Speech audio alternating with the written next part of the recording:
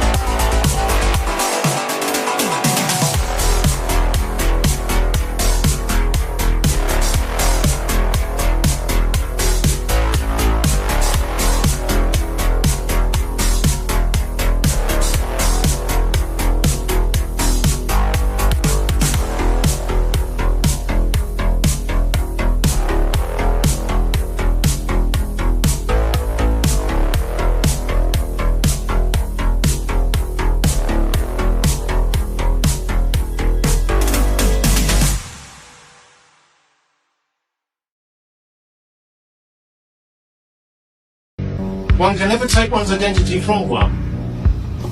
One exists for a purpose. Liberals believe life has no purpose. But life has a purpose, and life's purpose is to go forward and to confront that which is before you. And what is before us is cultural dispossession, unless we're prepared to do something about it. What we can do about it will depend upon the circumstances. But what we can do is to remain loyal to our own sense of identity, to our own sense of becoming, to our own sense of what we may be in the future. Most people are truly afraid. They are afraid to open their own mouths in relation to any of these issues. We must not be. We must understand that that degree of fear needs to be conquered in ourselves, as it will be conquered in others. Only when the time comes will we be looked to, if we remain loyal to our vision of ourselves.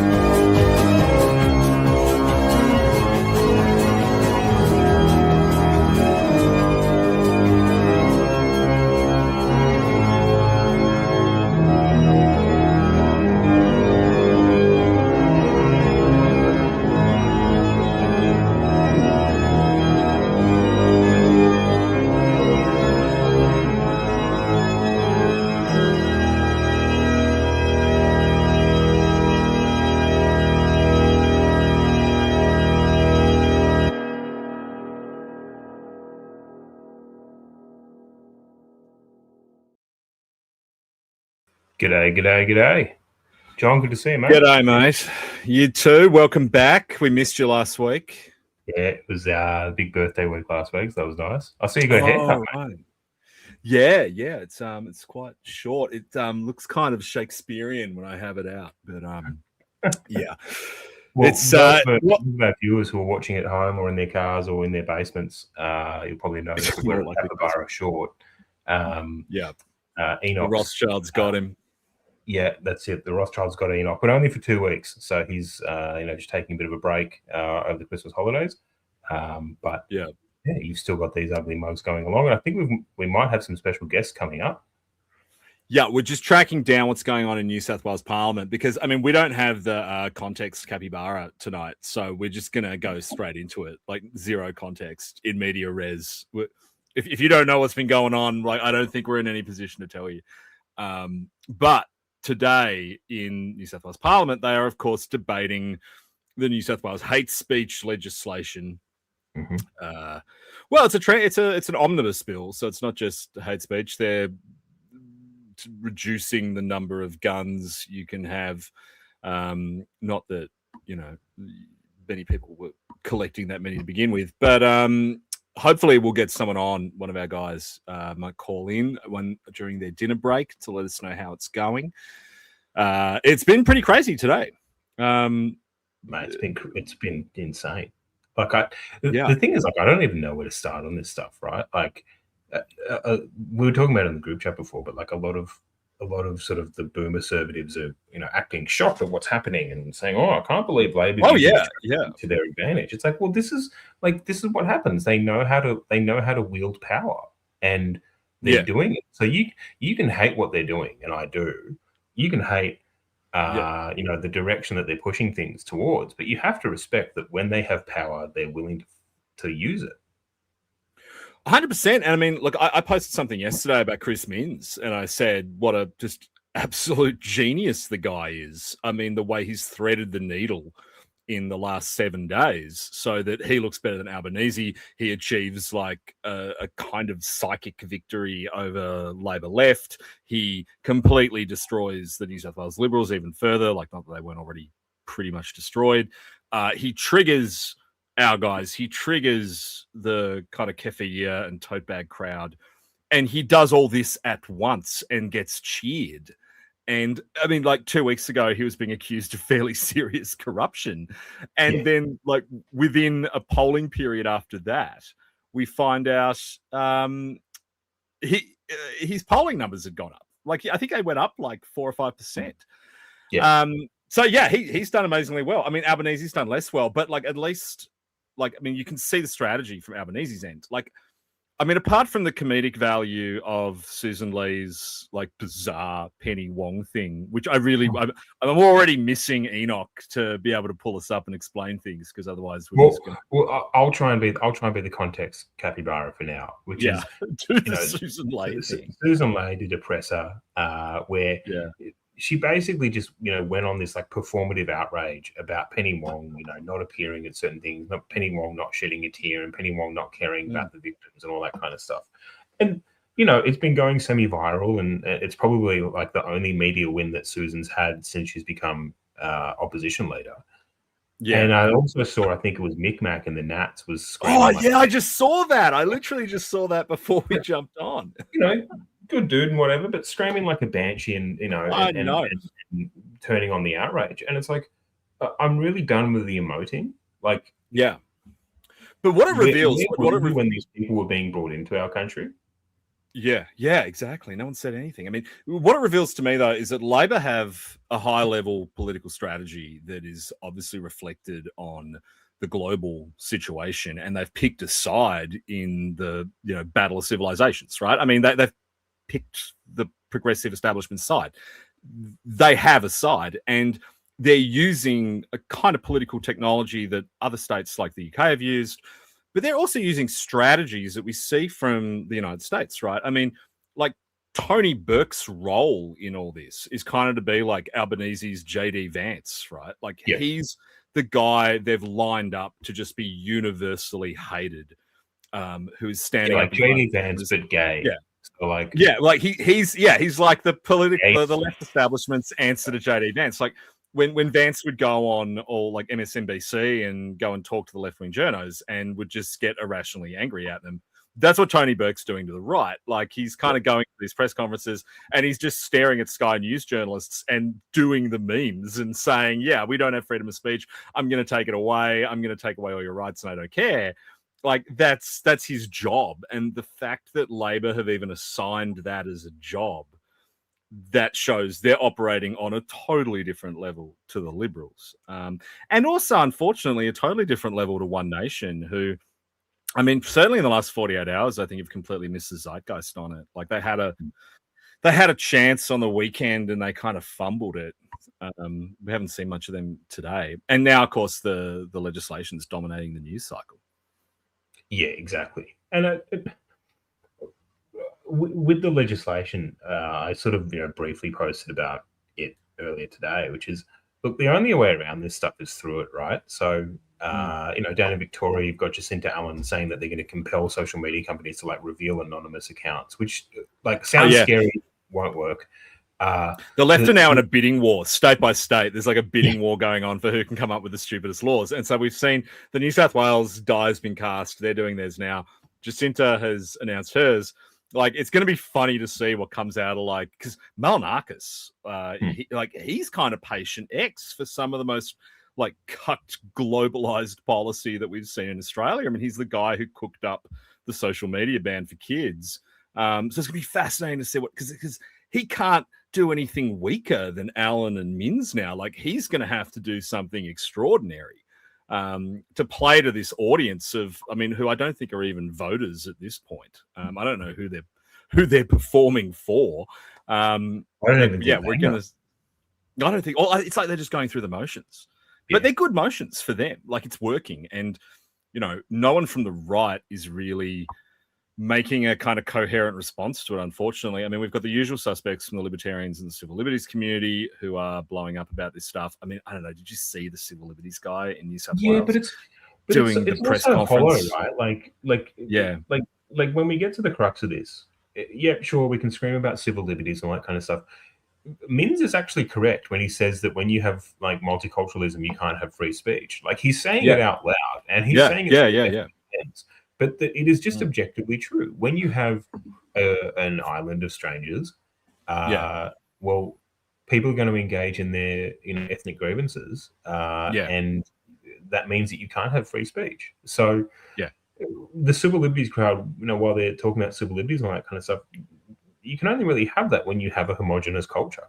So and they're standing on podiums now with like pro-Palestine protesters. So like the press conferences this morning, and I don't know if it was this morning or late last night, but so you've got the head of New South Wales Civil Liberties Council, a bunch of libertarian identities standing there with Kefir people. And like they've all got a shared interest now. Well, I'm sorry if that's who you're sharing the interest with. I'm not interested in it. Yeah. Like, who are they appealing to? Who's that campaign for? Like, it's like Jared Rennick kind of energy. Where just like maybe spurging out. You can spurg out about gold asset prices and who's monitoring it and who's checking the reserves. It's just it's frustrating for me, and in a weird way, I have this sort of like black pill view of the whole situation that eventually becomes a white pill view, which is that, like we have been warning for a while, and we've flagged this time and time again, you and I and Enoch as well. Right, all of this is just the government at state and federal levels capitalizing on a confluence of issues, and then one ultimate tragedy to enact an agenda that they already had sitting there in the top drawer, ready to roll out. Oh yeah, I mean it's a widely known fact that they had the National Firearms Agreement in the top drawer in 1996. Like, they've been looking for an excuse to do stuff for a long time. I mean, I still have my contacts in law enforcement policy, and I mean, they say it's just been a nightmare for the last 2 years trying to get any traction on the National Firearms Register. No one wants to spend the money. Like, so this stuff was already there, like, ready to go. I mean, I don't care about the gun stuff that much, and I just don't get Australian gun guys, like particularly the shooters and fishers who are going aggro over it. Like, come on, guys. At the end of the day, you lost your guns in 1996. Like, what are you going to do with a the straight pull shotgun with a 5-round tube? Like, what are we doing here? Seriously, like, you're gonna fight for your right to have another gun syndrome, right? Like, they've been beaten up so much. Yeah, it's like they don't want their last. And this was always my objection to the pro-gun lobby. Like, when I worked in that space, is like, at some point it just becomes this like, oh, please don't take my toys away, and that's all they are. Like, because they get this kind of psychological attachment to their guns. I mean, who wouldn't? Guns are cool, but, it's not worth, basing your entire political identity around. But these guys have. And that's why I just can't bring myself to care about it, because where was the gun lobby on any other conservative issue, not just even immigration, but just literally anything for the last 20 years? It's all these guys think about. So I don't think their political views are valuable in the slightest. Like, you kind of, I mean, if you didn't see this coming, you kind of get what's coming to you. I mean, like, it was a few weeks ago, you would have known that federal and state governments were looking for any excuse to come after your toys. I mean, look at WA. Look at what happened in WA with the sovereign citizens, right? Exactly. I mean, they sure could muster the strength to seize those guns. And if you were smart enough to know that this was coming, then you should have been smart enough to know politically that you should ally yourself with groups that want to stop the government taking away any rights, whether it's speech rights, freedom of expression or anything like that. And they simply didn't. So whilst at an intellectual level, I sit there and I go, well, hang on, Australian citizens are having even more of their rights taken away because of the failed multiculturalism experiment. Whilst that's frustrating and it's pissing me off, I'm not waking up in the middle of the night going, oh, well, I woe is the Adler owner. Woe is the Adler. I know. Oh, no, you can't have an Adler anymore. I mean, apparently they're shit. That's what I heard. But anyway. Well, they're made in Turkey, so, exactly. There's Turkey slop guns. But look, the gun thing's a distraction. Someone put into the chat just a second ago, like, I think the Royal Commission thing's a distraction. The Royal Commission thing is valuable for unrelated reasons to the broader cultural problems, right? We have a really bad intelligence service and we need to fix it. We had a Royal Commission into intelligence back in the 80s, but I mean, the Hope Royal Commission went for years.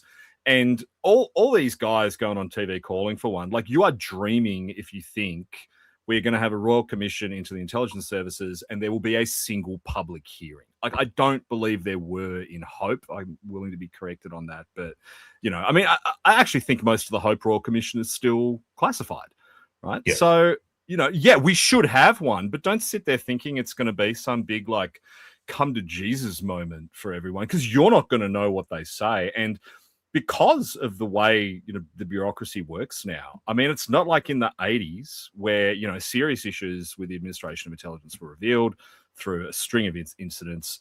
And so they got some pros at the back of those heady Whitlam years to sit down and try and fix things and clean it up. Like, I mean, no one can do that now. Like, it's funny because, like, if he hadn't have fucked up so badly at the neck, Paul Brereton would probably have been the guy they would have gone to do it.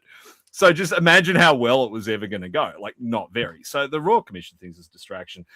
The free speech stuff, I just don't care about, for the simple reason that, and I mean, you can talk about this in a minute because you had some very nuanced insights into this when you and I spoke about it earlier, about how it's not necessarily, some of it's not necessarily a bad thing. But I mean, these guys have completely forgotten the world they're living in. And I was laughing my tits off when Tony Burke said, we will decide what is hate speech in these laws, because that means whoever has the numbers that gets to decide what is hate speech. And has he checked the polls?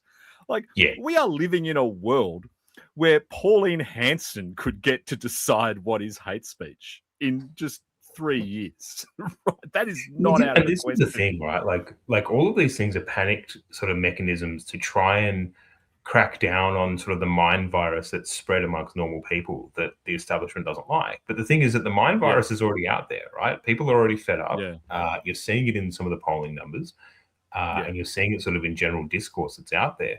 So like they're trying to bottle something up that they just simply can't. And that's not to be flippant about what they're trying to do. It is egregious. But as I said before, I sort of, start with the black pill, which is that, the left are wielding power and the right are just too cucked. to do anything about it.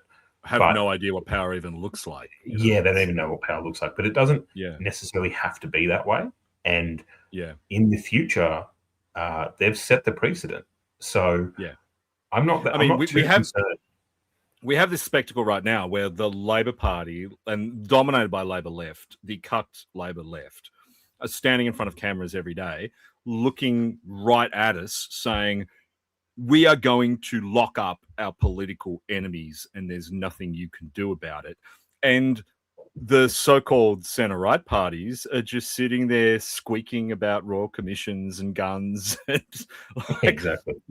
They're not saying they're going to lock anyone up. They're not saying they're going to deport anyone. There's no, there's more kind of muscularity coming out of Labor right now than there are out of the Liberals. Yeah. And I think the electorate's going to notice it and go, well, for a lot of people who are sitting on the fence, they're going to say, well, at least they're locking someone up, even if it's the wrong people, Yeah. So long as someone gets locked up. And that's what people want now. Like, I either have a Rothschild knocking at the front door on an Amazon delivery. Can you give me 1 minute and I'll let you wax the record and I'll jump back on? I don't know what's going on. This could be bad. This could be buld be that someone could have swatted you. But I'm sure turn the background off if you run back in so we can see it live. Okay, you can see my disgusting room. How do I do that? No, don't really have okay. All right, okay. All right, I'll be back in a minute or so. All right, I'll let you wax the record. This is bad. It'll be funny if he is getting swatted. I had a phone call from an unknown number right before I came on the show. So unless that was one of you guys pranking me, maybe we are all getting arrested for the stuff we say on the stream. Look, I don't know the extent to which this is really going to get enforced on our people the way it has been done in the UK.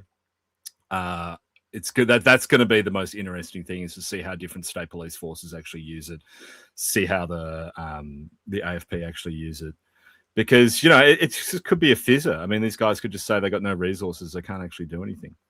Taylor Martin, MLC, who should be trying to stop these laws, has just asked about my hair. Well, I got it because it's summer, and I thought it would be nice to have shorter hair, but it hasn't gotten over 20 degrees in Hobart since I got it cut. So that was my bad. I'm actually sitting here in a jumper because it's freezing cold in Hobart. Pussy Terrorist says solo sock is unusual. People have been saying to me for 12 months, I think since I went on John Lawson's podcast at the end of last year, been saying I should do my own one of these. This is why I don't do it, because it's weird doing it on your own. It's just deeply weird to sit in front of a camera talking to yourself. You need a second person there. Maybe I should stream video games or something while I do it. Like be one of those guys who plays Call of Duty or something. Breadmaker says should have Abby Chatfield as backup. Actually, dude, I kind of do have Abby Chatfield as backup. There you go. There she is. There's my girl. Actually, if I position myself right here, then it kind of looks like I have my hair back. Matthew Clark just said multiple helicopters spotted over Brian's house. I mean, the worrying thing is Brian is in New South Wales, so if they were gonna fuck with anyone, I guess I'd fuck with him. Matthew Clark just said, did you see all the helicopters in Hobart? No, I didn't, dude. But about 2 hours ago, I did actually hear what kind of sounded like gunshots around my house. So I thought it was a car backfiring. Oh, shit. There was at least 3 helicopters. I heard what sounded like gunshots coming through Glenorchy. But they were getting closer and further away, so I just assumed it was a car backfiring. But that's worrying. Caliburn says sock Modern Warfare lobbies when Modern Warfare sucks, dude. I actually don't play any of them anymore, but I have been playing Space Marine 2. Bully Bullpit says, John, can you mimic the writing of Hunter S. Thompson? If so, you have a solid amount of content for Substack. I've been struggling with my Substack this week. I haven't known what to write. I've had the worst writer's block since about Friday. I've been trying to write something. It just seems pointless to write anything about Bondi. What can you really write about? I think I covered it last Tuesday in the first 10 minutes with Enoch. I said my feelings on it. And yeah, it just kind of seems, I don't know, insipid to revisit it in writing. I was going to write something maybe about let's wrap up of the year, because it has been an incredibly interesting year. Sneed Redeem says writer's block for my defending Epstein Substack. I think the world is screaming out for a defending Epstein Substack. Pussy Terror says, John, what job in a patriot government would you want? The easiest one possible is the one I would want. Having worked in governments, I know there is no honor in doing the hard jobs. So maybe like a sports czar, or maybe we get rid of the states and I become like a gaming and liquor minister. That could be good. Funny story, back in this would have been 2010, 2011, Barry O'Farrell had this list of 100 policies that he wanted to do. And one of them was to crack down on illegal brothels in the suburbs. And as part of that policy, we announced plans to create the role of the New South Wales Brothels Commissioner. And that is the job I most wanted. Just the chief regulatory officer for brothels, make sure they wear condoms, make sure no, low character people own them. I would have taken it some steps further and said girls with tattoos can't work in them. I would have gone crazy with that. Breadmaker says John McGowan, special envoy for combating groipophobia. Yeah, I could do that. What about being in charge of the deportations would be fun, but it just seems like a lot of work. And I don't really want to do it. Bully Bullpit says, did you test the brothels out? No. But that was the whole reason we were going to create it, was because councils were regulating it, and the council guys really were testing them out and was creating all these corruption issues. So, hold on, let me switch back. Oh, that's not the background. Yeah, okay. Taylor Martin says it's still a job. Well, man, where am I going to have to? I'm going to find somewhere to have to apply for it. Scotty Tompkins says, what's my favorite Christmas carol? Good question. I like David Bowie's Little Drummer Boy with Bing Crosby. That's a favorite at Christmas time. I like some of the Christmas carols they used to do on the old The Right Stuff podcast. Where Sven would change the words to Epstein didn't kill himself and stuff. Those were funny. But yeah, Little Drum Boy is probably the best one. Bowie really kills that. It was Bing Crosby's last one too. He died after that. Yeah. Yeah, it's a bit worrying that Brian isn't back, hey? I'm a little bit spooked by that. It's I'm just checking to see if he's texted from whatever the hell is happening. But Ben says John would make a great rabbi.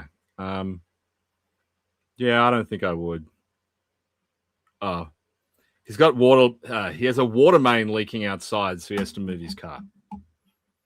That sounds. I can't remember if we had a code established. Yeah, Brian's been arrested and executed by the Tony Burke Multicultural Secret Police. It's already happened. It's already started. Yeah. Yeah, it would be funny if you had Jehovah's Witnesses at the door. I get Jehovah's Witnesses all the time where I am in Hobart. We've got a huge, Jehovah's Witness compound just down the road from me, and it looks spookily like Waco. I think whenever I walk past it, I think that. But they seem to be nice folks. What else we got in there? So throw up what you're going to do for Christmas in the chat. Interested to see what the Anons are doing, and keep me updated on how many views we're getting, because I have plugged some extra juice into the stream tonight. Pussy Terror says we need to notice a reporter outside Brian's house. Yeah, Notice is going to kill it with this with these hate speech laws. There's just going to be so much content. They're never going to run out of things to cover. Yeah. Ben says it's like seeing Superman and Clark Kent simultaneously. Notice is always in the chat. I think they're always hoping for yarns, but there's never any in here. Yeah. We don't. Well, I haven't covered anything in a while. We haven't really covered any yarns since that time that the time that we figured out where Albo was. I mean, that we're going to do a wrap up of the year later. That was one of the highlights of the year, I think. You know, our small sock audience knowing Albo's exact location. Needs Less says Albanese very clearly was talking about Seal Davis today or yesterday. And isn't that weird? Like, can't we all just reflect on how weird that is? That, you know, guys with ISIS flags identifying as ISIS attack Jews celebrating Hanukkah in Bondi. They had a manifesto. They traveled to the Philippines, as far as we know, to train with what I'm assuming was Abu Saif or one of the other Al-Qaeda, the ISIS franchises that are there in the Sulu Archipelago. And then the government response is to blame a bunch of guys who wear Helly Hansen jackets and held up a sign that says abolish the Jewish lobby. Like that, I think that disconnect is being felt by the public. Ben says Laura Tingle says it wasn't religious. Well, I don't know if many people caught this today, but ABC actually put up one of their like twee little press releases where they say that they've investigated a complaint and found there was nothing to it. Found that they actually investigated that statement and said, yeah, it wasn't biased or whatever, like, which is insane. Like, I mean, even the police were saying it was religiously motivated. How can you, I mean, it's like saying 9/11 wasn't religiously motivated. It's like saying Bataclan wasn't religiously motivated. That's insane. These attacks are religiously motivated. Now, the only question that matters isn't whether they were religiously motivated. The only question that matters is, are we going to be allowed to say they're religiously motivated after tonight? Because I think there's a really good chance we won't be. I think there's a good chance that, you know, if I repeat that statement after these laws pass, we might be in a lot of trouble. But they were. I mean, they just unquestionably were. And it's, you know, it's Orwellian. I mean, I hate using the word because it's one of those words used by people who don't read any other book, and probably haven't even read 1984. But it's one of those rare things that actually is to live in a country where, you know, they've just changed the words for things as if the original word never had any meaning. I mean, there's no more radical Islam. It's now only nebulous anti-Semitic violence, right? There's no religion. There's no Islam. There's only anti-Semitic violence, right? And using that, you can target literally anyone. They can relitigate all the nut jobs who had a problem with COVID. They can go after the sovereign citizens. They can go after the NSN. They can go after us. That's insane. When you still have radical Islamists in our community going to the same madrasas, you know, we talked about this last week. I think we made a little short of it. How crazy it is that like 1.25% of young men in Western Sydney either joined or tried to join ISIS. I thought that statistic was crazy, and I looked it up, and it's actually true. You know, there was a poll out. I think Drew Pavlou again posted it. He's been on fire lately, saying 9.9% of respondents to a poll said that Australia needs Sharia law and they'd be willing to use violence to achieve it. 9.9% of Muslim men said that. That's crazy, right? I mean, imagine if 9.9% of white men in our country said that we need Hitler and we'd use violence to get it. I don't think 9.9% of NSN members would even agree with that statement. And yet these guys are just emboldened to say these things. And like, I don't believe that the pro-Palestine lobby is the root cause of it, because this stuff predates the pro-Palestine lobby. It's the enclaves. It's the echo chambers that they create. It's the fact that, you know, if they don't want to, they don't have to be exposed to liberal Australian views. They can live in their suburbs and go to their mosques and drive their Ubers or whatever and not have to interact with us. It's very easy to not see people as human when that happens. You know, Pussy Terror said I had to mute Drew for all the misinfo slop he's been putting out. Yeah, look, it's been more hit than miss, I think. He's just, excited. I imagine what that guy's like X returns are looking like right now. Now, Pussy Terrace raises something interesting. The parallel with the Broken Hill terrorist attack has been neglected. I kind of have a different view on this because I think we've kind of retrofitted it into the terrorism paradigm in the modern context. It wasn't considered a terrorist attack at the time. It was considered an act of war, and it was framed in the context of the looming, or I think the recently commenced war with the Ottomans. So, I mean, I'm not going to second guess the old white men who used to run our country. I mean, if they weren't calling it terrorism, I don't think it benefits anyone to relitigate it as terrorism now. I think it was a kind of foolhardy act of war by illiterate camel drivers. I don't think it was 9/11 for Broken Hill. Yeah, Steely Dan Enjoy says Broken Hill was so long ago it's irrelevant. I mean, it was post 1901, so it did happen within the period of the Commonwealth. But I mean, what's funny is that you've got leftists who say, well, it was so long ago it's irrelevant. We're like, okay, well, stop talking about the frontier wars then if you want to talk about irrelevant shootings. Breadmaker says it was answering a call from the Caliphate. I mean, I don't know the extent to which the Ottomans kind of invoked the rhetoric of jihad. Did they? I haven't read much on that. I will read more on that. Steve Redeem says, I just want to ban Islamic schools, so at least screw up Aussie. I mean, I don't just want to ban Islamic schools, right? I want to ban them all. I mean, the fact that we now have schools in Australia teaching Hindu, a language that the people migrating here already speak English. So why are we teaching them a language that the rest of us don't speak? That's insane. Why do we need schools to teach foreign cultures? That it kind of breaks the compact of assimilation in a really fundamental way. I mean, I kind of like have personal feelings on this because I guess some people never stop reminding guys like me and Drew. I'm 25% Greek. My grandfather was Greek. He when he came to Australia, he refused to send my mum and her sisters to Greek school. They never went. No one in my family speaks more than passing Greek.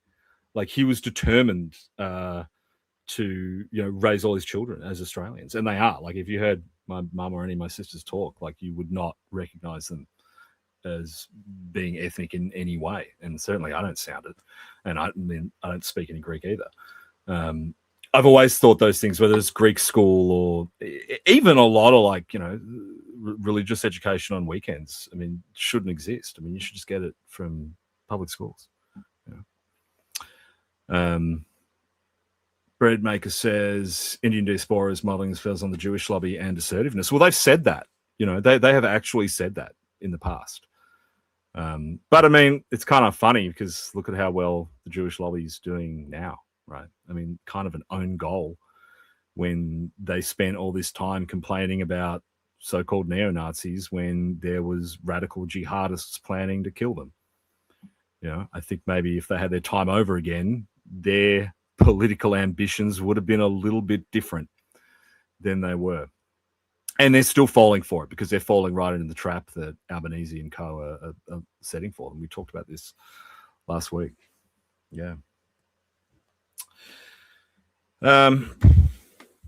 What else has everyone got going on? Anyone doing anything fun for Christmas? Anyone going on holiday? No, you're just going to do anti-Semitism in the chat just to get me arrested. Thanks, guys. Great. Have we seen Susan Lee smack the podium as hard as she can yet? I feel like that's her next step. I think if she couldn't get any traction with the Penny Wong crying thing, it's such low-hanging fruit, right? Because no one from the center to the right likes Penny Wong. I don't mind Penny Wong, but she just thought that was the easiest target she could go for, and it just did not land at all. Maybe Boomer Facebook got a kick out of it, but that was it. Yeah. Taylor, Brian said he has a burst water main and he had to go move his car. So that's what he's doing. So I'm just carrying the show now. And it's hard. Like it's getting hard. Yeah. And I don't have access to any of the things backstage, so I can't like put people's posts up or whatever. Like I mean, I'm an equal partner in all this, but I just do not desire any responsibility or technical undertaking at all. Yeah. Green Goblin says he's being waterboarded as we speak. He's enhanced interrogation by some Kmart mum AFP agent. Yeah. The Rothschilds broke his water.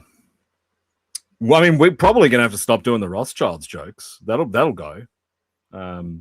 Mind you, over the last few years, the Rothschilds have been marrying out of Judaism. Like they married into it in the 50s, 60s, and 70s, and now they're marrying away from it. So like in one generation, the Rothschilds aren't technically going to be Jews. So does that mean maybe then we'll be allowed to make the jokes about them after I mean, I'm surprised the government hasn't put a sunset on the laws, right? Like I mentioned this earlier while Brian was still on. It's crazy to think that anyone's going to be able to use these laws if they get elected. Needs Less says Rockefeller jokes now. I think there's only like so much room in a man's brain for conspiracies about dynastic banking families. So I only know Rothschild's law. I just don't know that much about the Rockefellers. Maybe some stuff about the Federal Reserve. Maybe they sunk the Titanic. That's about as good as I get. Yeah, David Dean says I disowned one of the latest ones because he married a page 3 girl. Yeah, there's been a lot of disownings over the years because they have so many of them. Like the Rothschilds just keep more in reserve in case anything happens. Green Goblin says Resolve poll shows with the windows moved right. Have On hit ceiling or more to go? Absolutely not. I think Fauna got more to go. I think strap in because this party's just getting started. It's going to get crazy. Yeah, it's just going to get worse and worse. Yeah. Ben said, I did not notice that Drew managed to get Freya on his Bondi live stream. That's crazy. Remember her? We were so excited when she got her show and it only lasted 2 weeks. Yeah. Seafaring Yuppie says, how can I marry into the Rothschilds? Well, I think there's a shortage of daughters right now. So I don't know. You might have to wait a while. I mean, do you? Breadmaker says we need a 4chan gay up to get Abby Chatfield married to a Rothschild. Or me. Like, I think she'd be happy with me. Needs Less says what happened with the guys rammed by cops in Sydney. I mean, wasn't that yarn was wild, right? I mean, I'd refuse to believe it was a mistake. I think they had something on those guys, but it didn't stack up. Yeah. Tommy Down Under says John's going to break his beer record for the show if he's going solo. Actually not, because I usually drink in breaks, but I have to keep talking right now. I mean, does anyone want to message me and come on? I'm fading fast. But we're about to hit 10,000. So Pussy Terror says, John, you need to have children. No, I don't, dude. No, I don't. I'm not having kids. Not yet anyway, not unless it's with someone I vaguely like. I'm not a huge kid guy. Never really felt the need. Akadog says gun buyback will be a disaster. Absolutely, dude. They haven't even begun the debate around the gun buyback in Queensland and Tasmania yet, right? I mean, the cost alone is going to be off the hook. How are they going to administer are they going to do is it just going to be legal guns that can be bought back, or are they going to try and get illegal guns off the street? In which case, is it going to be an amnesty as well? The price points are insane because guns in Australia have massively inflated, right? So, how are they actually going to do it? I just don't see it. I don't see how they're going to be able to pull it off. I mean, it'll be a massive failure, right? I mean, at least with Jacinta Allen's machete bins, I mean, it's a bin. She doesn't have to say, I mean, she could just lie about how many machetes they found in them, right? But if you've got to allocate funds to buy the guns back and you've got to administer a program to pay money for them, you can't lie about it. So what happens if the whole thing goes pear-shaped? Green Goblin says that gun ownership website you posted with Lakemba rate was hilarious. Yeah, and the funniest part about that website is it's a Greens website. Put it in the chat because Everyone should look at it. The Greens do it every year. It's super funny. They are. Hang on, I think this might be Brian. No, he said 5 minutes. 5 minutes ago. Yeah, it's a Greens initiative. They FOI the postcodes every year, and they put them up. And you can see the growth in suburban gun ownership, right? I got views on this, right? I mean, you have to cite a legitimate reason for owning the gun. I mean, look, we can argue over the 1996 gun reforms, but that's just the law. That was the law that everyone decided, and that became, the law of the land. And now you just got to deal with it, right? So then it becomes a question of how do we make sure the people we don't want to have guns don't have guns? Now, we can do it. We can do it for people who do domestic violence, right? I mean, very few of those guys fall through the cracks anymore. When they do, it's disastrous, but not many do. They can do it for sovereign citizens, right? They can do it for neo-Nazis. They can do it for all kinds of people who set off alarm bells. Now the question becomes, why can't they seem to do it for jihadists? Right? That's crazy. Someone needs to. That's what they need to look at. That's what they need to look at fixing. Now, whether it's a question of the states aren't talking to each other, the agencies aren't talking to each other. I heard last week that in New South Wales, Brian is back. Thank God. How'd you got your own Fuentes moment? Oh, dude, I don't know how Fuentes does it, man. Like, yeah, I just got to talk. I wish I streams, and it's like I don't know how he manages to go for like 2 hours, just completely. It's crazy, off man. the cuff. He must have dead air. You got to have dead air. There's no way he could just keep doing that. I don't know how any of those guys do it. Yeah. Sorry, I cut into your stream of consciousness. Yeah, you were, man. I was just freebasing, man. Now, Ben says, is that really Brian? Asking him something only Brian would know. Have they infiltrated us? Well, if I come out and start saying like, well, no, actually, multiculturalism is our greatest strength, and we just need to simmer down the rhetoric. Then, okay, then Yeah. Oh man, okay, you gotta take it away for a second while I chill out. Yeah, I mean, I don't want to be rehashing sort of stuff you might have already touched on, but I think this is going to sound a little bit cynical, but the reason I'm not that concerned about some of these speech crackdowns is, in a way, like what we're seeing in the UK, they're going to screw it up, right? Eventually, like, sure, that they're going to they'll start out arresting people who have like outboard, motors as profile pictures, who are saying like, F the Jays, or screw the Muzzos, or something like that, and engaging in like performative cruelty. But eventually they're going to screw up, right? A wholesome mother of four is going to get assaulted by, by our greatest strength. And they're going to say something online in frustration, and they're going to get arrested for that. And that's when that whole system comes crumbling down. And you're seeing that in the UK. So, well, I mean, okay, I see your point, but just think about it for a second, right? I mean, we were discussing this earlier. In the UK, we've got a lot of people who say we should burn them in their beds or whatever. I think that was your line, right? And that's happened. We've seen the Tommy Robinsons of the world getting done. But there are a lot of right-wing intellectuals in the UK, and none of them have been busted. What could happen here that will be disastrous for these guys? Imagine if they get a McInerney or a Shavura, right? Yeah. Imagine McInerney or Shavura, or, I mean, shit, even people like you or I. That happens. And then, we've got a platform to actually say this stuff. That could be disastrous for them. Because what I've noticed, the kind of slop reheaters online often don't do when they share you got a license for that tweet memes, is they never say what the Kmart mum getting arrested actually said online. Like, you very rarely see what she actually said. Like, it'll always just be like, we need to go and burn them to death. Yeah, yeah. Okay. It'll just be, the quote will be something like, "Oh, well, they said that we should shut down the migrant hotels," but the actual quote will be, "We need to gather outside the migrant hotel with And Frankenstein." and it's like, oh no. Yeah. You probably shouldn't be saying that. I mean, so I kind of feel, yeah. But it does get taken, like, eventually they screw up, right? And you saw that with the Southport riots, where they arrested and jailed people who were just like standing around watching and weren't even really engaging. You had, a father of like 2 or 3 or something like that, who basically, I think he was just holding up a sign saying like Keir Starmer is corrupt or something like that. Yeah. He got jailed, right? And then he killed himself in jail.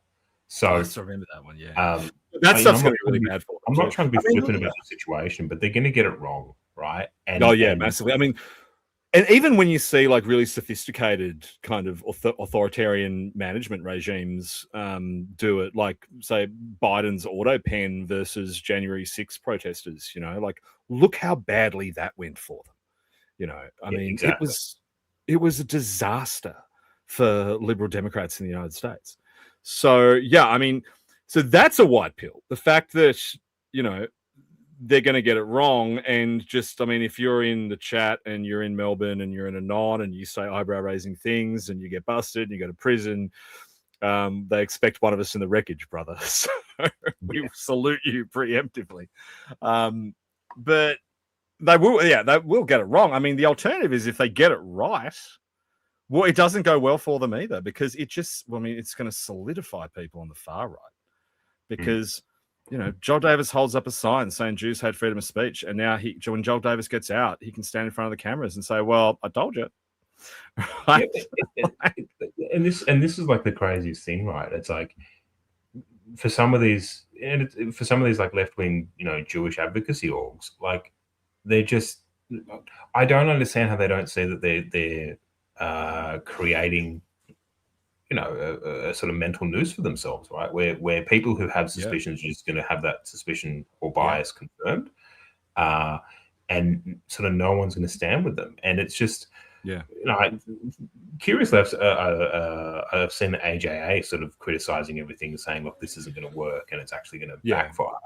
But there are other Jewish organizations that are, just wholeheartedly pushing for this, right? And I just, like, I don't know what the logic is there. Do they just feel that, well, it doesn't really matter? Dude, because I honestly don't think there's any logic at all. Like, I don't think, and I don't think there is a shadowy kind of smoky boardroom somewhere where the Jewish lobby and ASX globalists and Labor left union leaders are chomping cigars talking about how to do this. It's just not, right? This is, I mean, I finally discovered how to pronounce it last week. This is like a kind of stochastic violence that's going on that the Australian public are being subjected to.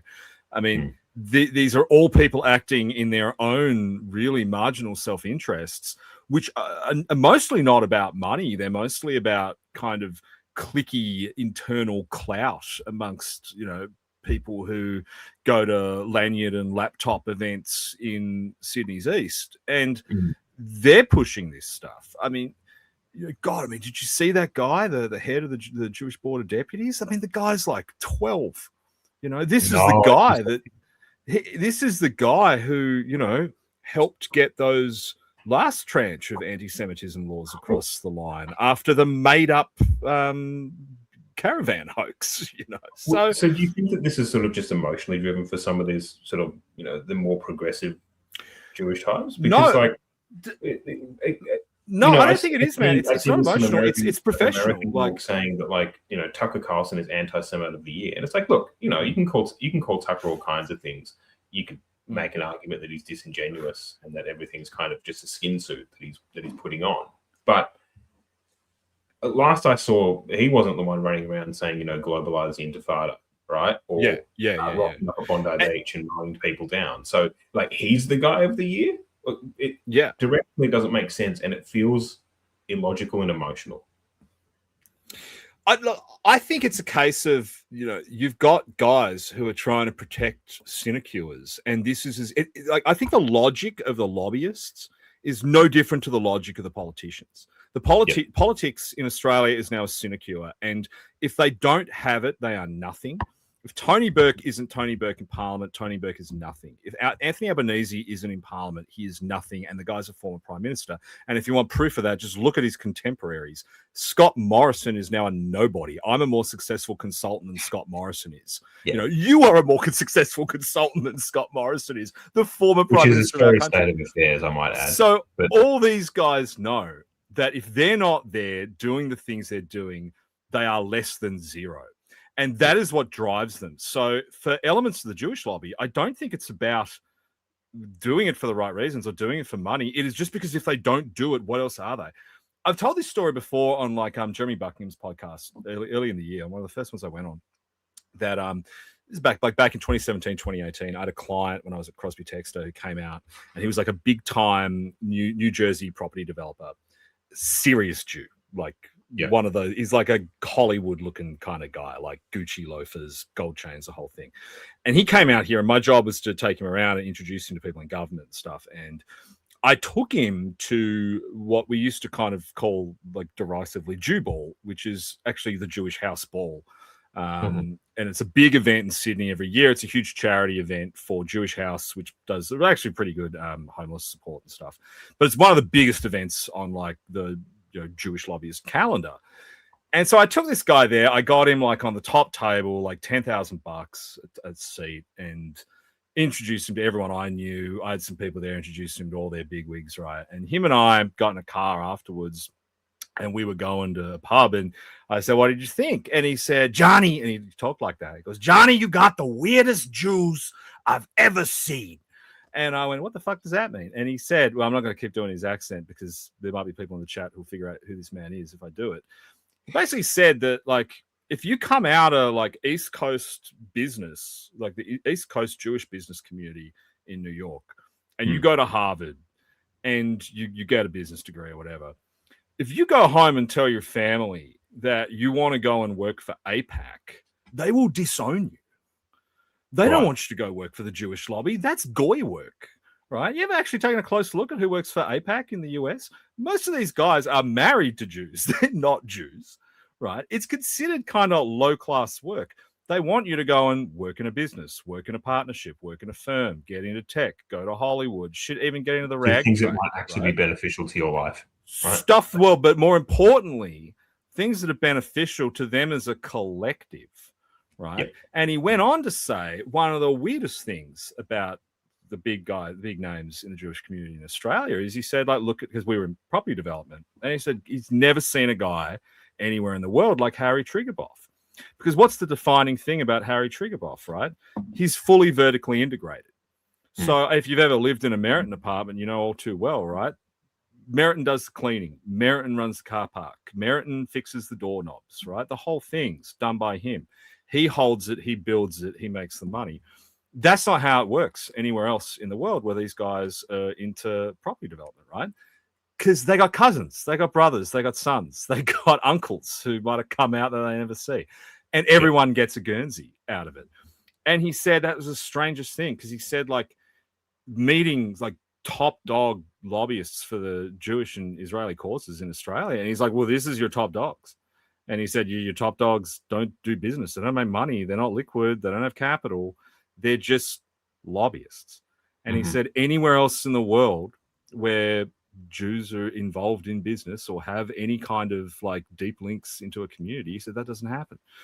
And I think about that a lot, about this particular guy and what he said. And especially when you see the fallout from their lobbying efforts and you realize there's no nuance here. There's no plan. There's no strategy. This is just all these people have. There's no going back to the family business for them. There's no making $1 million. None of them went to Harvard. So there's nothing else for them except to be a Jewish lobbyist. And it's, this isn't anti-Semitic because it's the same in every single field of lobbying, right? You go around the country, you look at literally anything, and it's the same. These guys don't have lives to go back to. There's nothing else for them.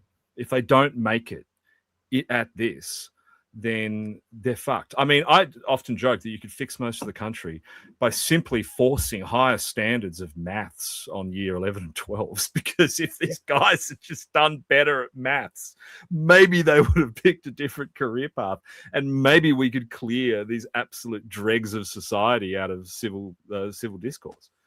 Well, and this is the thing, is that a lot of these organizations are lobbying for and advocating for policies that only someone who's a dreg of society could come up with, right? Like, we know what the issue is, we know how to solve it. There's a group of people that just simply should not be here, and we just need to build the political will and momentum to send them back, and then the problem goes away, right? And there's some in the community who absolutely get that, and I've seen them, out and about, sort of posting that. I'm going to mispronounce his name, like Luco. Like, he's been out there, pushing that, saying, "Well, look, we know who's doing this. Let's just get rid of them." But every other group is just sitting there saying, "No, what we really need to do is just crack down on speech." And somehow this is also John Davis's fault, and the real focus needs to be, always aiming towards the right. And it's why in my mind I thought that it was just an emotional response, because it wasn't logical. But I think what you're saying makes more sense. I mean, dude, my biggest fear is just that there's more of them. Like, because if you're, and this is how it started. I think Skull pointed out that I called this a few weeks ago. Like, I was scared back then because I think there had just been enough tea leaves that could be read to know that something bad was coming down the pipe. But now, I mean, imagine you're one of these Abu Saif guys who's actually got an IQ with 3 figures in it, sitting in the Sulu archipelago, and you've just seen what happened, right? Because you've now totally destabilized the country. You've bifurcated political society that was already splitting. You've created even more hatred for Jews than there was before, right? You've revealed the ineptitude of your intelligence agencies. Like, I don't mean this to sound like hyperbole, because it's really not. But I mean, if you want to talk about like victory for the terrorists, like, this is it. This is worse than 9/11, right? 9/11 in very short order turned out to be a bit of an own goal, because wiped out Qatar off the map. I mean, we took over Iraq and got all the oil. Like, I mean, they developed all this technology that to this day is just killing jihadists somewhere in the world, right? Turned out, like, if Osama bin Laden had his time over, he would have gone, maybe that wasn't the best idea. But if you could say to these guys, if you could, pull them up from the grave and ask Navi Akram and his old man, this is what happened, would you do it again? They'd go, yeah, I'd absolutely do it again, because this is the desired result. I'm getting what I wanted. I'm destroying your country, and they just don't seem to get that. Like, there was a pathway for Albanese to really unite people and kind of have a solution to it, which was what Norway did after Anders Breivik. After Anders Breivik, which I studied quite a bit when it happened. I was working in the New South Wales government, and we used to look at these things really closely, because we were constantly asking ourselves, do our gun laws need to change to make sure something like this didn't happen? And the reason why we spent a lot of time reading about Norway and talking to guys who were over there was because Anders Breivik could have happened in Australia, because Anders Breivik bought a farm and he worked for 12 months, and as a result was able to access explosives and a semi-automatic weapon, which are the exact same conditions as we have. So Anders Breivik could happen here tomorrow, or in 12 months if you started tomorrow. So we looked at it a lot, but what was really interesting was what the Norwegian government did in the direct wake of it, because they said, we're not changing anything. We're not going to let these guys win. And there were people crying out, like the conservatives in Norway were demanding that the laws be changed so Anders Breivik could be locked up for life. And the government said no. It is the Norwegian custom that no matter what your offense, you go away for 21 years and we rehabilitate you and you get a PlayStation 2 and you come out and you rejoin society. Or in the case of Vargvikernes, you go to France or whatever. But they refused to change. They refused to change the things that their society valued in the face of unimaginable horror. Yeah, we've gone. Meanwhile, our guys have done the complete opposite. Now, interestingly, there has not been another far-right terrorist attack in Norway since Anders Breivik. And Norway, out of all the Nordic countries, probably handled mass migration better. And they did that by saying, this is who we are, this is what we tolerate, and we're not changing. It doesn't matter what you do to us. We're not going to change our values. Yeah. That's what Albanese could have done to win this. But he hasn't. He's changed our values. He said, the terrorists have attacked our values, better change them. Yeah. And that's why there'll be more terrorist attacks. Well, exactly right. You're emboldening people who hate us, who shouldn't be here. You're not taking any action to put the fear of God into them, right? Mm-hmm. And you're fracturing every other group in Australia that now feels frustrated about what's happening. I don't know anyone who's sitting back going, "Oh, this is a great outcome." What's happening is bang on and needs to happen. Maybe I'm in a bubble. I probably am, but I've not met anyone who thinks that what the government has announced has been a step in the right direction. And I sometimes ask myself, okay, well, what comes next? And I think, yeah, you're right. I think it's just going to be more of the same. We don't know when. It could be another decade. It could be 6 months. Yeah. But it's just going to be more of the same. And we're not going to learn. Yeah. And we're going to go through the same process again. And the conservative movement has a lot to answer for as well, right? Every time something like this happens, everyone goes out there and they emote. And Susan Lee, says Penny Wong's, evil. And, Michael McCormack screams like a banshee. And, I'm sure you'll get Michaelia Cash screaming as well. Bridget McKenzie will be out. She loves it. Yeah, someone will cry, right? There's always a tactical cry. There's always, all this performative bullshit. Nothing happens.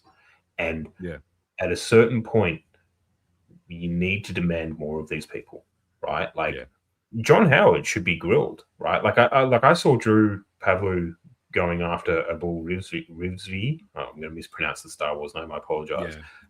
Which I fully support, right? And Claire Lehman as well did a write-up about him in the Oz and completely cooked him because, he was kind of like the main architect of Australia's migration program post, I think, 1997. Yeah. Okay. Who was Prime Minister? Right? Like who signed off on this ultimately? Who is the person that oversaw the influx of a lot of these people that have done the things that they've done? It wasn't left wingers. It was a conservative government. It was what conservatives tell me was the greatest conservative prime minister ever. Well, sorry, he let in the Saracen hordes. Yeah. And because they had this kind of arrogance that, well, we can fix it. We're going to make them fill out a form. There's a form, and they'll tick the box that says tick beef and not a terrorist. Okay. I mean, look. I don't mean to play devil's advocate, but I mean, you can kind of see why they thought it was working early on, because and I've said this multiple times on the stream. I think last time when we talked about mass immigration, I pointed this out that Islamic migration to Australia is at really low levels. Unusually low levels. The growth in Islam in Australia is from converts. Mm-hmm. It's not like we bring them in and it's like we're seeding the community with people who then go and convert more. So it's not even just the birth rate is the problem with them. It's that one of them goes and makes 4 or 5 more. So it was the immigration with them was not the core issue. In John Howard's mind, in Erica Betts's mind, in Philip Ruddock's mind, they're driving around seeing Maronite Christians with Canterbury Bulldogs flags thinking, oh, it's working. They're coming to our country. They're embracing Australian values. But the history of Islamic migration and the history of this is something that's going to get us banned if I say it, but I mean, it's the history of Islamic subversion that has happened globally, going back 1,000 years, is when they arrive in your country, they don't do all the crazy things. They don't start blowing stuff up straight away. They don't want the mosques straight away. It's a slow burn. It's a slow and deliberate burn. And so you're saying it's gradual and then all at once? It's gradual until they know they can get away with it. And then bam, it's like the frog being boiled, It's like all of a sudden you look around and you thought every Middle Eastern man of Middle Eastern extraction in your community was just a happy-go-lucky Lebanese cab driver with a Canterbury Bulldogs flag. Well, until they feel like they're ISIS. And this just happens one day. And this is what happened in the United Kingdom as well. I mean, this is what's happened. Well, I mean, with a different scenario, like different kind of migrant cohort, but it's like what's happened in what state is it? Waltz's state with the Somalians. Is it Massachusetts? No, Ohio. Ohio? No. Anyway, so this is what happens, right? And if you don't kind of acknowledge it early on and devote yourself to either de-radicalization or de-densification of Muslim Minnesota, thanks, Billy Pulpit. If you don't do that, then you end up with this problem. Yeah, and no one, I mean, look, in this century, no one has seen where the end zone for it is, because everywhere it's ever happened, one or two alternative scenarios have happened. So in Singapore, they went, nope, not here. And they just locked it down straight away, to the point where they basically said, well, only Han Chinese are doing any of the important jobs. And they've strictly controlled it. In Malaysia and, Indonesia, and you've had it constrained by where they were already Muslim, but the risk was radical Islam coming in, infiltrating and subverting their society. It's social. Like they've established like a constitutional structure to say, I mean, you can't really bring the religion into the public sphere to that extent.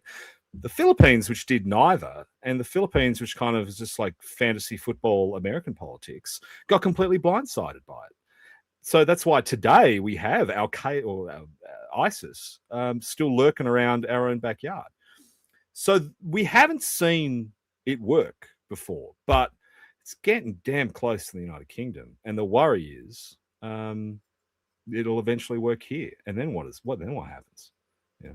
I mean, a part of me wants to see it happen just because of all those leftist women who keep complaining about the me too, but like I just want to see them, because like I just think that would be funny. We have the UK to look at, right? Which is that there are a lot of Labor seats that are going to be lost to so they're just Muslim fundamentalists who are going to run for office, and you're going to get more and more of them. So in a weird way, like, the UK is good for us because you can point to it and go, look what they're doing, don't do that. Look at what happened. Yeah, about it's getting. There. The problem, though, is that the people that we have to show are fucking retarded and weak. I know. Right? So on all sides. Yeah, on all sides. There's a fundamental retardation problem. And, I think that's probably like the someone just called this earlier, like the season finale of Stream of Consciousness. Like if there is like a narrative for Stream of Consciousness this year, it's like, like the hero's journey, like kind of began where we're all like optimistic, like, we're going to change the world in 2025. It's going to be great. The right's going to be resurgent. We're going to have great guys. We're going to crush everyone. Yeah, it's going to go so well. And then it's just like every week we find out that everyone is more and more retarded. I must admit, when I heard the door go, there was a part of me that was like, shit. Yeah. When you were taking ages, I was seriously worried. I was freaking out a little bit. Oh, mate, the benefit, I say the benefits jokingly, the total shit fight that is Sydney is like, if you have to move your car at night, all the other parking spots are gone. So then you need to fucking hoof it like a maniac. But anyway, that's a separate thing. Look, that's my main driver. I just want total remigration because I want it to be easier to park. Most people, it's always something like that with people. Like, it's always maybe something like that. Maybe that's how like One Nation should sell it. Just look, that's a Jordan Knight. That's a Jordan Knight Sky News article. We can reduce your drive from the Central Coast to Sydney by 20 minutes if we just get rid of 800,000 people a year. Maybe 1 million. Well, a year plus 1 million up front. Yeah, like it's gonna have to be a lot. Look, I'm sort of not sure what the direction is forward for the sort of new resurgent right. I think my only advice to people is hunker down and keep posting. Keep your anonymous accounts. Yeah. Ignore what if you're in Victoria and Jacinta Allen saying, "Oh, we're going to compel social media companies to expose anonymous accounts." It's not going to work. It won't work. You'll be Give fine. yourself a fake but real sounding name. Like, just what? Just everyone call yourself John McGowan, because they have so many addresses for me. Like, they would be raiding like multiple houses. Yeah. Blue Pulpit says he took your advice to donate blood. That could definitely donate blood. But I donate plasma because I'm convinced that it takes the yellow humors out and it makes me healthier. So I don't know. I've forgotten this. What's your whole mindset behind donating blood outside of it's a good thing to do? Well, I think there were two things. I think last week or a couple of weeks ago, I was saying, one, I mean, you just do it. It's a nice thing to do, but like, it's also like this extremely white coded thing to do because when you go in there and it's just white guys, like, it's just the most eye opening thing because it's the most kind of like altruistic thing you can do in Australian society, right? And we have this kind of cultural predisposition to it. The Red Cross is one of the most trusted organizations in the country. I mean, look at what happened with what happened at Bondi and like the immediate reaction of ordinary good people who aren't in politics and don't have opinions on this stuff and they just want to help. Their first instinct was, I'm going to go donate blood, right? Yeah. But I mean, it's this thing about Australian culture that when you go and donate blood, it's all Australian accents. It's something that our people do and have always done. But there's also the health thing where I'm pretty sure that if you have like bad thetans or like a buildup of negative energy, it comes out in the yellow plasma and then they wash it and they put it back in anyway. But that's probably not a little bit different. But yeah, Matthew Clark says Red Cross sell the blood for adrenochrome. Okay, there is only one bad thing about donating blood to the Red Cross, which is I discovered, and my ex-girlfriend, I mean, if you want like an origin story of how I ended up just doing streams and writing Substacks and stuff and getting involved in politics again this year, it's because I broke up with this girl that was a complete psycho in May. And she tried to ruin donating blood for me by one day while we were there donating blood, telling me that they use the platelets to make the neo pussies for trans people. Oh, she was like, yeah, well, your DNA could end up being in one of those, and it didn't ruin it for me because I was you're like, I hope it's a hot one. I hope it's I hope they do a good job and it's one of those like Mike Ma like futuristic ones that you can't tell, but yeah. One day I will just do a Substack on my ex-girlfriend because there's some pretty funny content in there. Ben saying military is pretty Anglo too. Yeah, it is. I mean, this kind of sends us onto a bit of a side stream, I guess, which is like, yeah, I don't know. It's a good and a bad thing. The military is very Anglo, but I'm really not liking the direction that we're sort of going into, which is, oh, well, everything else is failing. People are noticing that they're being replaced. So let's just go send them into meat grinders and wipe them out that way. Yeah, which is what's going to end up happening. I mean, I really think we're going to end up in Ukraine at some point, the way things are going. I mean, what a great distraction for Albanese when this doesn't cool off into January and negotiations on the conflict are going nowhere. Russia's Christmas offensive is abhorrent. I'm not I've had nuanced views on Ukraine this whole time, and I haven't defended Russia, but I've kind of both sidesed it and said, this is a pretty unique conflict and there's bad and good things on both sides. Not this Christmas. I mean, they are deliberately now bombing Ukrainian population centers because Ukraine. I don't know if people know this about the Ukraine and Russia, but Ukraine changed the date of Christmas.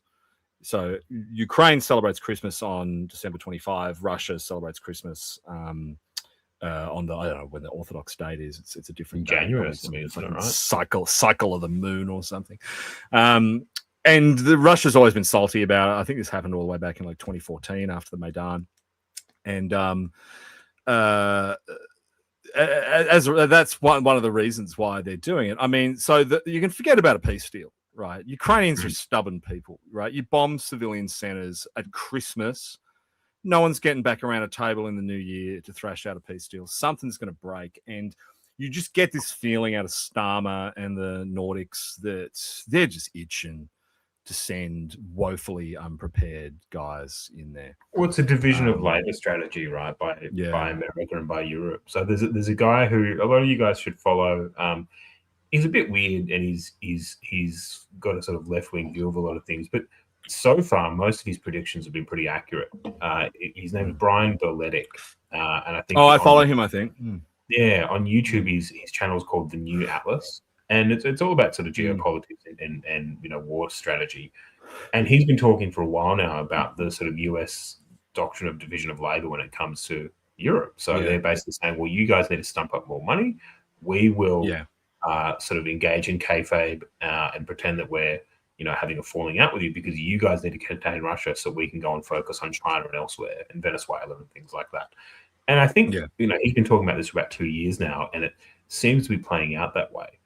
The problem, though, is that the Europeans suck when it comes to this, and Russia is good at wars of attrition. Like, a lot of people sort of sit there and they go, well, they're losing so many people. Yeah, they lost so many people in the Battle of Stalingrad. They just throw human bodies at they just don't care. And look at how effectively they've kind of outsourced things. Like they've got North Koreans in there, they've got Chechens in there. They've got private soldiers through Wagner. When Ukraine Ukraine had this amazing infrastructure between 2014 and 2022, where they had effectively outsourced the Donetsk-Donbass border conflict to private militias. Azov division, and exactly right. And a few plucky Australians, but then they rolled them into the National Guard, and Russia haven't done that. I mean, Russia have got like Iron Wolves bikies down there. I mean, I guarantee you. Have you seen the footage out today of the guy, the horse charge, the cavalry charge? Yeah, I did. Crazy, man! Cavalry charge intercepted by drones. Holy shit!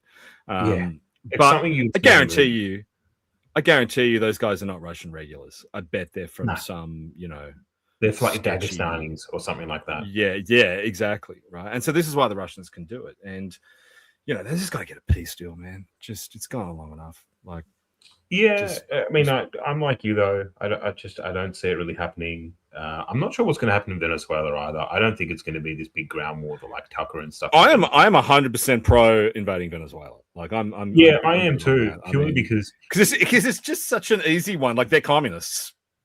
Yeah, it's kind of like I feel like Australia should like invade Palau or something just because. Like just take it. Right? I want us to bomb the Philippines and not bomb the Philippines as in bomb Filipinos, but we should. I said this to Enoch last week when you weren't here. Forget Anthony Albanese and Tony Burke. I want to see the Australian Chief of the Air Force calling the Philippines Chief of the Air Force for target tasking in the ISIS. Yeah, where was his training camp? We're going to bomb the fuck. I was reading about this after our stream last week when I went on a slightly drunken rant about it. And so the Philippines have been really struggling with these guys. The Philippines have an okay navy, but it's increasingly clear that navies are very vulnerable to fire from the shore, and the shores are not very vulnerable to navies anymore if you dug in. So they've got that problem. They've tried to get infantrymen onto the islands. Always goes badly. And they have bought these shitty surplus fighter jets, which keep getting shot down. Now, we have F-35s. We have FA-18 Growlers that can whip around these islands out of range of the SAMs and listen into their phone calls. We can put missiles like into the chimneys and into the stew pots of ISIS guys who trained the murderers from Bondi. We can do that. Australia has that power. We don't even need to refuel them. I measured it on a map. I was like, we don't even need to refuel. We can just fly there from Darwin and fly back. I think you need to refuel probably in a friendly country, maybe in the Philippines on the way back. But we can just do this. That's just something we could do, And it would be fun. And it would be a uniting moment for Australia. We would get Shari Markson in a little cute flak vest, sitting on a hill with binoculars, just nodding and going, "We got him. We got him, Bondi. This one's for you." And then they'd fly home, big mission accomplished sign. Anthony Albanese in a fucking flight jacket and dungarees, saluting the Australian flag. And every one of us, doesn't matter how radical or reactionary you are, you would swell with pride knowing that Australian F-35s did that. Plastic Rice says John wants the apocalypse now. Valkyrie saying no, because it's Australia. I want Man from Down Under blasting from our Chinooks as they take what's left of the SAS in to mop up. Like, look, to put a vaguely serious hat on, I support America just completely invading Venezuela and taking all this shit purely because Venezuela is actually immediately within America's sphere of influence and within their hemisphere. So they should absolutely have, as global empire, they should act like it and go, okay, people who are immediately on our doorstep, we're going to overthrow you if we don't like your government. And enact that. And especially because their government is fueling drug crisis in US towns, right? That's right. And that's, people say, well, what about the war in Iraq? Well, the Iraq war is a completely different kettle of fish. It's not immediately in their sphere of influence. Okay, there were some resources up for grabs and people trying to capitalize off that. What happens in Venezuela has direct effects to American people. So, I fully support it. And in the same way that, I fully support if Albanese walked out and said, we've just blown up a terrorist camp in the Philippines. Yeah. Done. Unilaterally. Call the Philippines. I mean, the Filipinos would tell us, like, hey, these guys, like, we have a shared interest, like, and they can't do it because they have shitty jets and they keep getting shot down. We have not so shitty jets. We could do it. And it would that would have sent such a better message that 100%. Australia is not to be fucked with. If you fuck with us, there's a stealth fighter that's going to show up in your airspace and it's going to drop a bomb on you. Right? Yeah, like we try. And then you use our new laws to arrest anyone who starts talking about civilian casualties. You go out and protest, right? Like the Patriot Act.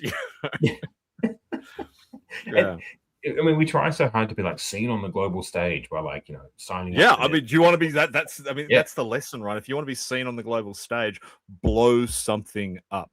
I mean, who knew where Yemen was until those little Yemeni guys started blowing up container ships?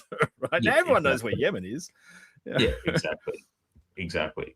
So look, to circle back. There are a lot of Anglos in the military, but I'm concerned that they're just going to be sent into a meat grinder. When a peace deal could be pursued in Europe, things might expand. When it comes to Taiwan, I don't know. I mean, I've heard that for 10 years now that China's going to invade Taiwan tomorrow. Yeah, I know. And China are pussies, man. China aren't going to do shit.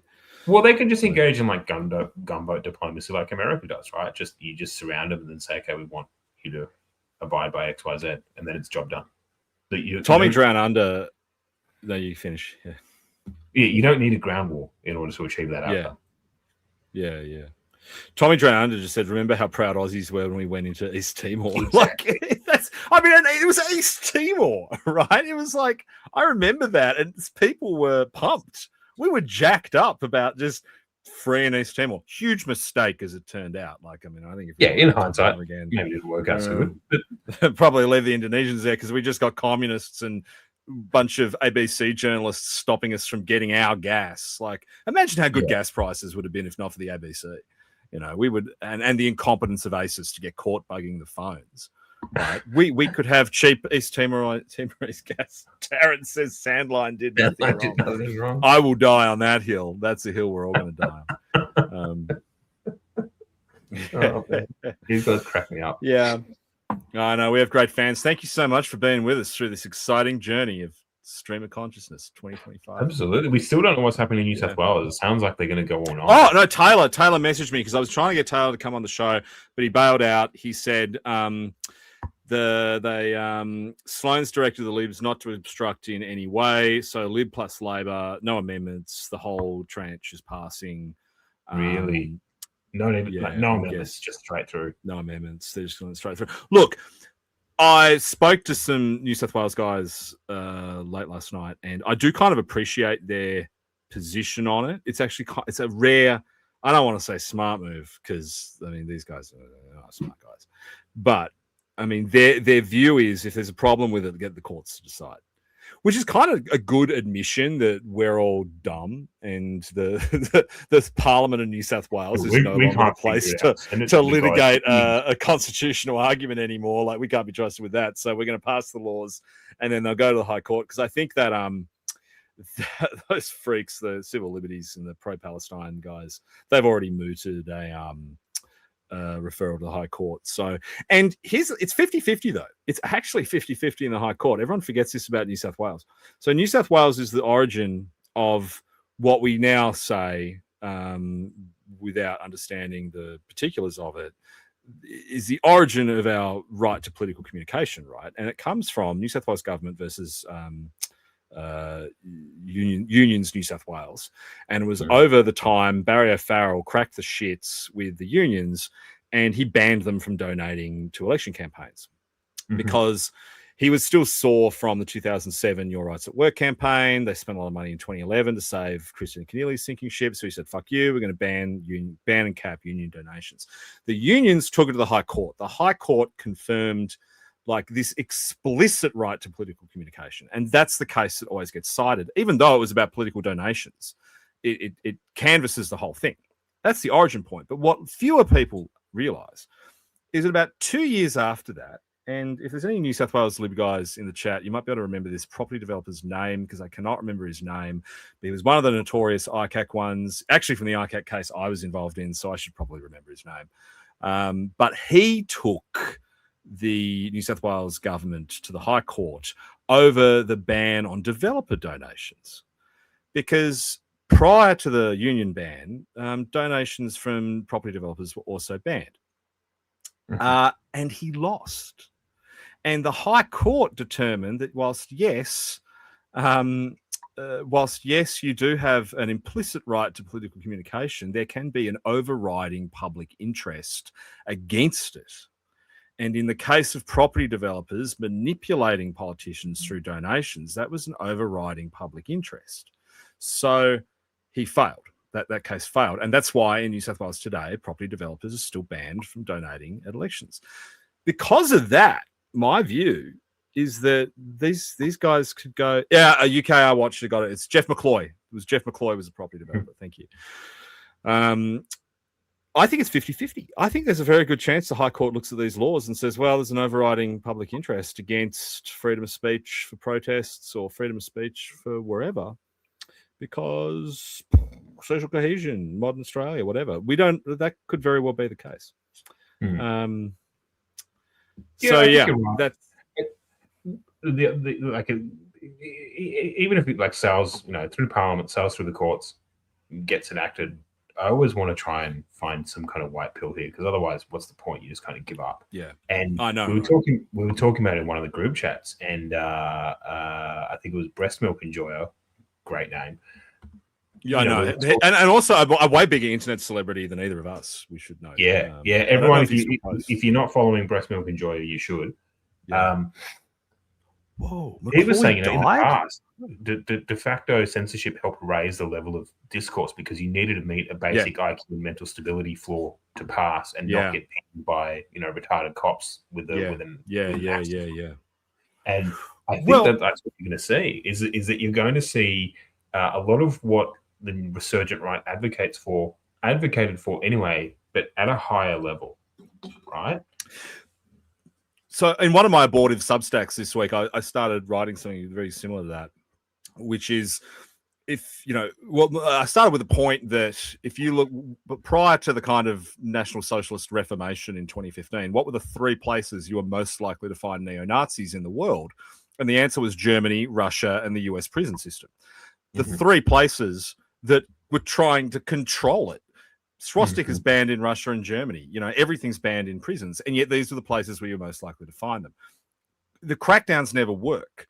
The more you try, the worse it gets. And one of the best examples of that is the United States with Marxism, right? Between 1945 and the late 1970s until Jimmy Carter, the US domestic intelligence regime was overwhelmingly preoccupied, when they weren't brainwashing people and giving LSD to guys and, UFOs. They were overwhelmingly preoccupied with cracking down on Marxists, squirreled away inside. inside public institutions. Now, what happened in the wake of that is exactly what Breast Milk and Joy has said, which is they got smarter. And so these idiot beret-wearing Che Guevara poster people who were getting picked off, the Hollywood guys who were writing the communist screenplays, they got picked off. But they found a hidey hole, a safe little hidey hole, which was the universities. Yep. And so within 20 years, Marxism is purged from civil society, purged from public life, purged from Hollywood. Yeah, and it hides institutions. And it hides inside universities where the rhetoric and the language and the praxis, to use one of their annoying words, the praxis changes so that it's invisible to the state censors. And in that intellectual vacuum, it becomes what we now know as cultural Marxism. It becomes the defining ideology of the 21st century in liberal democracies. So I don't know if it's a white pill or what, but the more they crack down on nationalism, like you just said, there's a very good chance that those of us who are that way inclined, we stop doing live streams, we stop posting on Twitter, and we find somewhere. Yeah, you lock in, you find institutional places to start, gaining institutional power, and you hide your power level, and you shut the fuck up. Yeah, and you start the long march through the institutions. Yeah. Right? And so, well, I mean, it happened to an extent with accelerationism and neo-reactionaryism at Oxford and Cambridge in the late 1990s, early 2000s. If you look to today, when you talk to so-called far-right experts, today they realize the things that Nick Land and even people like from the left, like Sadie Plant and Mark Fisher was saying, they realize how reactionary they were and how, I mean, more right-wing than the average Nazi, right? I mean, the rhetoric that they were coming out with. But because it was couched in this incredibly dense, philosophical pseudo-babble that was just impenetrable to anyone who wasn't from their milieu, they got away with it. And now the Dark Enlightenment is embedded inside the White House, right? Yep. So I do think that there's this silver lining out of what the Australian government is doing now, that people with our ideological views are going to find those places. And like our stream is a really great example of it, because this is like a no normies allowed zone. Like we don't. We get in really good numbers, but there's no breakout, right? Yeah. So this is kind of one of those echo chambers where we can sit here and we can have big brain ideas. If someone externally looks at it, they're not going to be 100% sure whether I'm joking or not half the time. And I'll deny it. So that's how you kind of get away with it, and that's how things gestate. The other thing is that if a journalist were to hit us up, they're going to have to answer to the capybara, right? Which is just... Yeah, that's exactly right. We will... here's our media advisor, here's our press secretary, all questions go through to the CGI capybara. A sentient capybara. and he then has to run all the questions through his cutout at the US State Department. So Barack Obama. So it's gonna be a long process to get any answers. Exactly. And to just sort of try and add white pill on top of white pill, academic agent, he was posting about sort of what we're talking about here. And he posted on my birthday, which I like to think is a nice birthday present. And it's a very short tweet. He said, "Boomer truth is over, but it looks like we're heading for an almighty crackdown.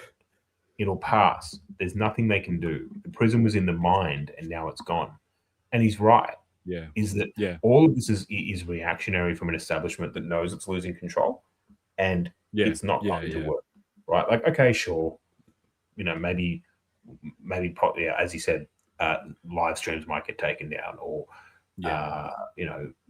online influencers might second guess what they're going to say, but the mental clarity has already taken place in far too many people that there's nothing they can do. I'm not concerned.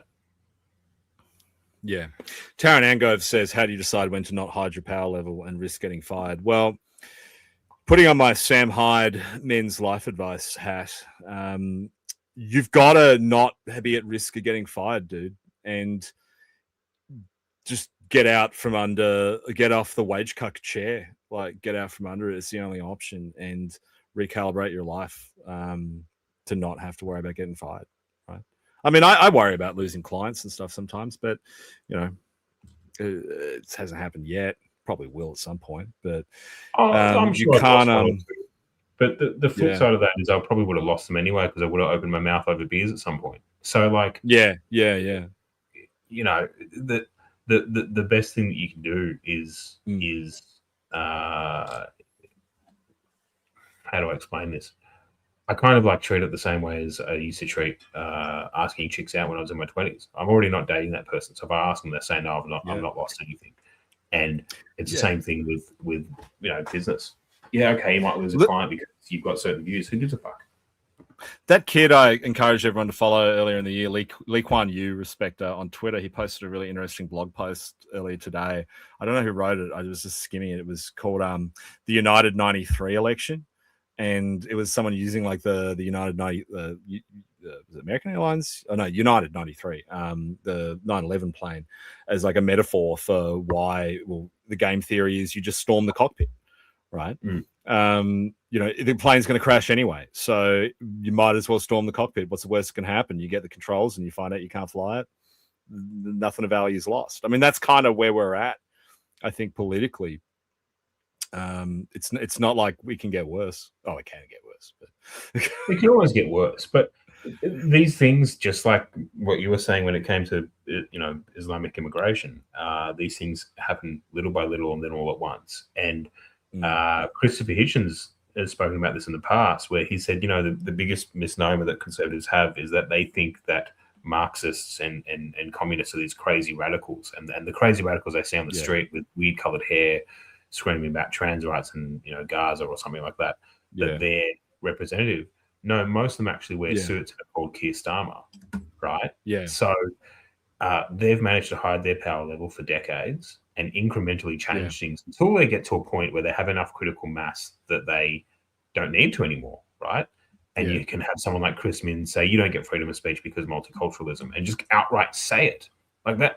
If someone had said to you 10 years ago that a state premier would just say, we can't say words because, migration, you would think that is it's crazy. Bad, right? And we've had more left-wing premiers. Like, this isn't even our most left-wing premier. But it shows that they're at that point now. And if they can do it, so can we, right? So I think to Taryn's follow-up, which is, I don't know what you guys do, but you're talking about doing a long march through legal and political institutions. Yeah, so for those of you who do want to go through that process, it's a totally different approach for you. You need to shut the hell up and just try and tinker around the edges until you feel like you're at the point where you can rush the cockpit. And then you become I'm just trying to think who did that in the US effectively. Because, I mean, like, a lot of the guys in Trump's admin, like, they've been toiling away. Stephen Miller, they couldn't get fired. Yeah, but I mean, he was always in the tent, Yeah, It'll be interesting to see. I mean, the UK media has an interesting habit of kind of putting staffers on pedestals. It'll be interesting to see in like the post, in the looming Farage government, like who those people are for Farage, because we haven't really heard much about them so far. Like, no, we haven't really heard a lot from Reform in the last sort of three or so months, in my mind. Maybe I've just been not paying attention, but they seem to be going through the One Nation thing where they don't really need to do much and they just keep building momentum anyway because of how. Yeah. Well, I mean, and this is what One Nation are doing. Like, they know they don't need to do much. Like, it doesn't really. I mean, in fact, I worry with One Nation that if they say anything, they're going to fuck up and the number goes down. Yeah. Maybe what they're doing is smart. Yeah. I mean, hopefully. Well, look, it's not. I mean, I said this last week on the stream if anyone missed it, but like, we're at that point where we need Prime Minister Pauline Hanson as like this kind of complete psychic reset of our political system in Australia. I mean, you don't have to change the system. You can break the system and have it rebuild better scar tissue just by having someone that dumb run it. Because it just draws a line under every establishment politician in the country. and they lose every shred of credibility. If Susan Lee, look, forget Susan Lee, I mean, she's not going to be there, but let's say the Hastie wave happened. Let's say it was Hastie, and let's say Hastie beats Anthony Albanese. Anthony Albanese gets to walk away saying, well, fair play. I mean, I got beaten by the Liberal campaign machine, and they were smart enough to put a reactionary at the front of it. Everything's going to continue going the way it was with a new coat of paint. But if he gets beaten by Pauline Hanson, it demolishes the credibility of every political actor in the country. Like, it just destroys them. Like, you're not the Prime Minister that got beaten by the Liberals. You're the Prime Minister that got beaten by the short bus. You're the Prime Minister that got beaten by a woman that we have significant misgivings about her IQ. And the people around her are just fools at best, charlatans at worst. And that's who we need to win. And I keep going back to this, the GameStop short quote, you know, where the guy on Reddit said, we can stay retarded longer than you can stay solvent. Well, we can live with a retarded prime minister longer than you can maintain your political relevance from the center. So that's what has to happen. Well, you know, to a lesser extent, that's sort of what Trump was. And I know that I've got a lot of criticism of Trump for not enacting his agenda yet again, and second term completely flubbing it. But even then, really in the grand scheme of things, I think people look back and go, well, it wasn't even really about whether or not he actually achieved any political outcomes. He was a spanner in the system that was needed, and what comes after that is what's important, right? And I think I view the same. I sort of have the same view of One Nation, which is that I agree with you, which is I think that they need to form government or be part of a giga coalition in order to drag things to the right, even if how they do it is in a retarded fashion without policy, because it breaks the system. And then what comes after that is what's important. If they can get their shit together, run in every seat, fund every seat, manage to find half-decent candidates, we're only a few percentage points away from them being able to do it with the Nationals, which is going to be crazy considering what happened with Barnaby, but it's entirely doable because, you know, if you were Micmac, which I hate that nickname for him, but Michael McCormack or who's the other loser, Little Proud, like if you were those guys and you hate Barnaby and you hate everything he stands for, and you know you just want to go back to the good old days of Fisher and Andrews or whatever their fantasy reaction is, nothing beats the white car. The Nationals live for it. I mean, the Nationals are just the biggest grifters in Australian politics. Like, they will do anything for a nice steak on someone else's black Amex and the chairman's lounge. That's just in their nature. It's just how they are, you know. So they will make any compromise to get there. And the only way they can hold on to power at this point and stop the bleed from One Nation is, you know, if you can't beat them, join them.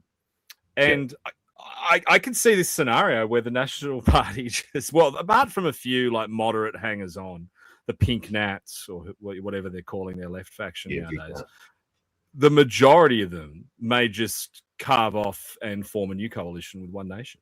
In which case, like, I mean, even now you're getting dangerously close to two-party preferred. I mean, you hear these sort of rumors go around, so I haven't put much weight behind it because I'll believe when I say it, but I have heard whispers about those sorts of discussions happening.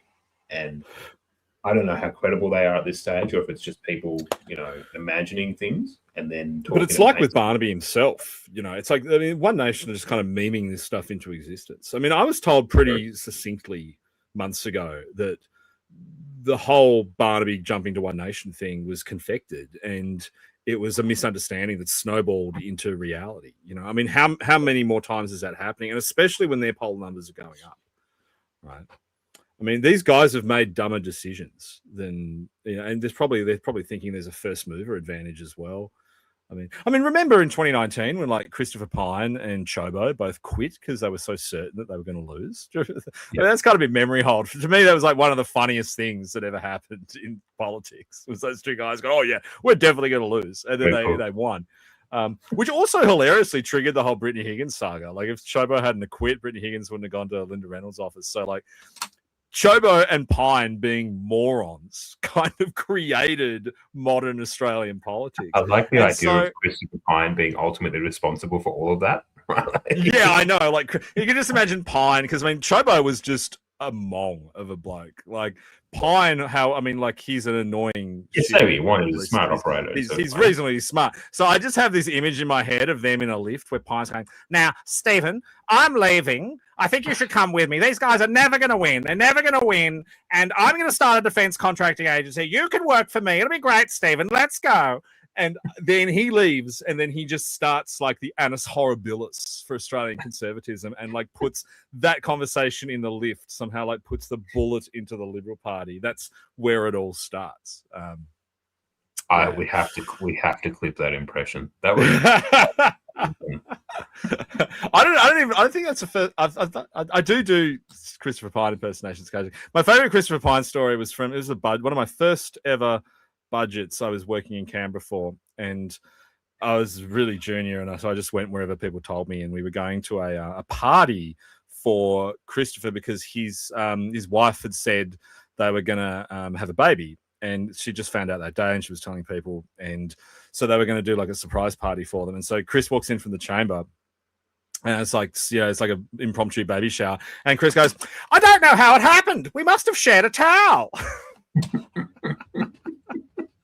I've heard that same story from someone else. It's I think, dude, there were so many people there. Like there were hundreds of. I swear that probably not hundreds, but there were like a lot of people there.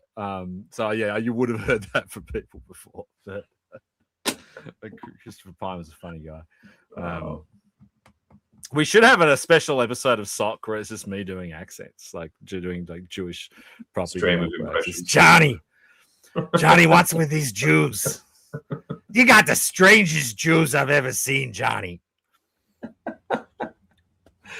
Oh man, fuck! It completely just melted my brain.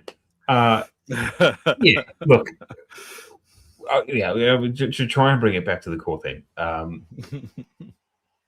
You've nuked it.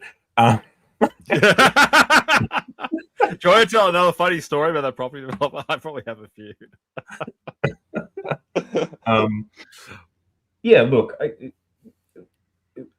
the main focus of this stream, and probably for the next couple of weeks, is all around sort of the aftermath of what happened, and the government's, lackluster and sort of retarded response. But I guess the thing that I have to say to a lot of our viewers, because a lot of these guys are younger dudes and many of them are staffers, and they're sort of not sure what to do because they feel like the walls are closing in.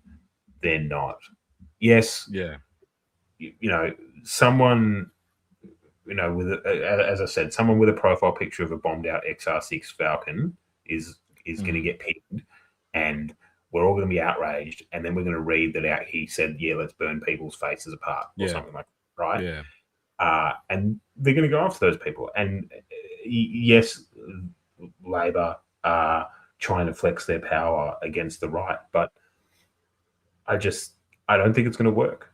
I think that it's going to backfire. I think that it's going to suck for a little while, but I think that broadly we're going to see we're going to see a higher caliber of right-wing thought flourish as a result. Yeah. Yes. Yeah, I hope so. I do hope so. I hope so, right? Maybe I'm wrong, right? Like I've been wrong in the past about a lot of things. Maybe I'm wrong about this, but there's part of me that just sort of, I see what's happening in the UK. I see the rise of, right-wing commentators and thought leaders who are flourishing in a country where they already have all of these things, and worse than what we're about to get. And they're kind of flourishing because of the conditions, right? No one really knew who Morgoth was 10 years ago, but a lot of people know who he is now. And that doesn't happen unless the state tries to shut people like Morgoth down.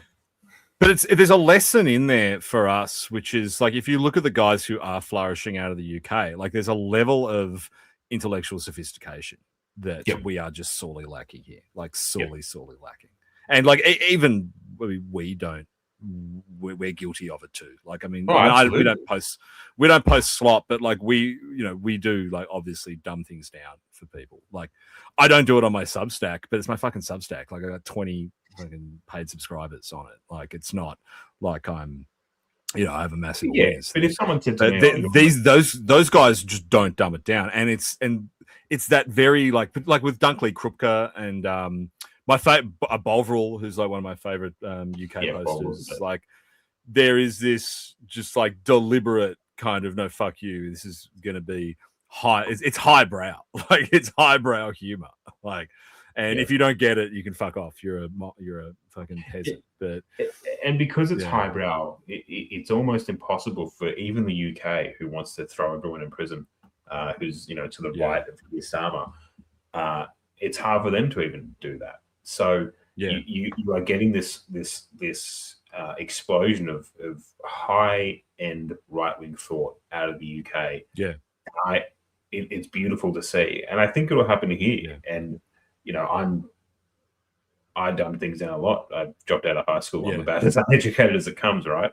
But one thing I can do reasonably well is spot trends, and I think that trend is going to happen here. So for a lot of people watching at home who are worried about what's going to happen, or how am I going to get around this, just keep posting, right? And up your content. Get better at it. Yeah, make your content smart. Exactly. I'm going to make my content. Someone said like 2026 roadmap. I think I've been saying on the stream for a while that I was staying celibate until Boxing Day, so that runs out. So I'm making my content like irrationally horny for 2026 Like, is that starting from Boxing Day? Yeah, from Boxing Day. I'm Bovril posting. Like, it's going to be. We're calling it the summer Bronze Age pervert, but less gay. Bronze, yeah, just it's like land. I'm going to change my my profile to like the old land shark joke, like the world's horniest Tasmanian instead of Hungarian. And we're going to be posting girls in summer dresses, tennis, girls playing golf. Like, it's just going to be on main, and I'm going to give zero fucks about it. So I'm going to be doing a bit of that in 2026. We do have to decide. Like, I think next year is probably going to be the inflection point for a lot of like pre-election like positioning. And like, I'm certainly guilty of this, like moving through a bunch of different electoral positions in the last year, we've made total liberal death has been the core theme, but from, grassroots liberal counter signaling through, hey, maybe Rennick, through to what about white Australia, through to white Australia, what about, just the number of electoral positions I've held this year. And now I'm at like, it's just got to be Pauline Hanson.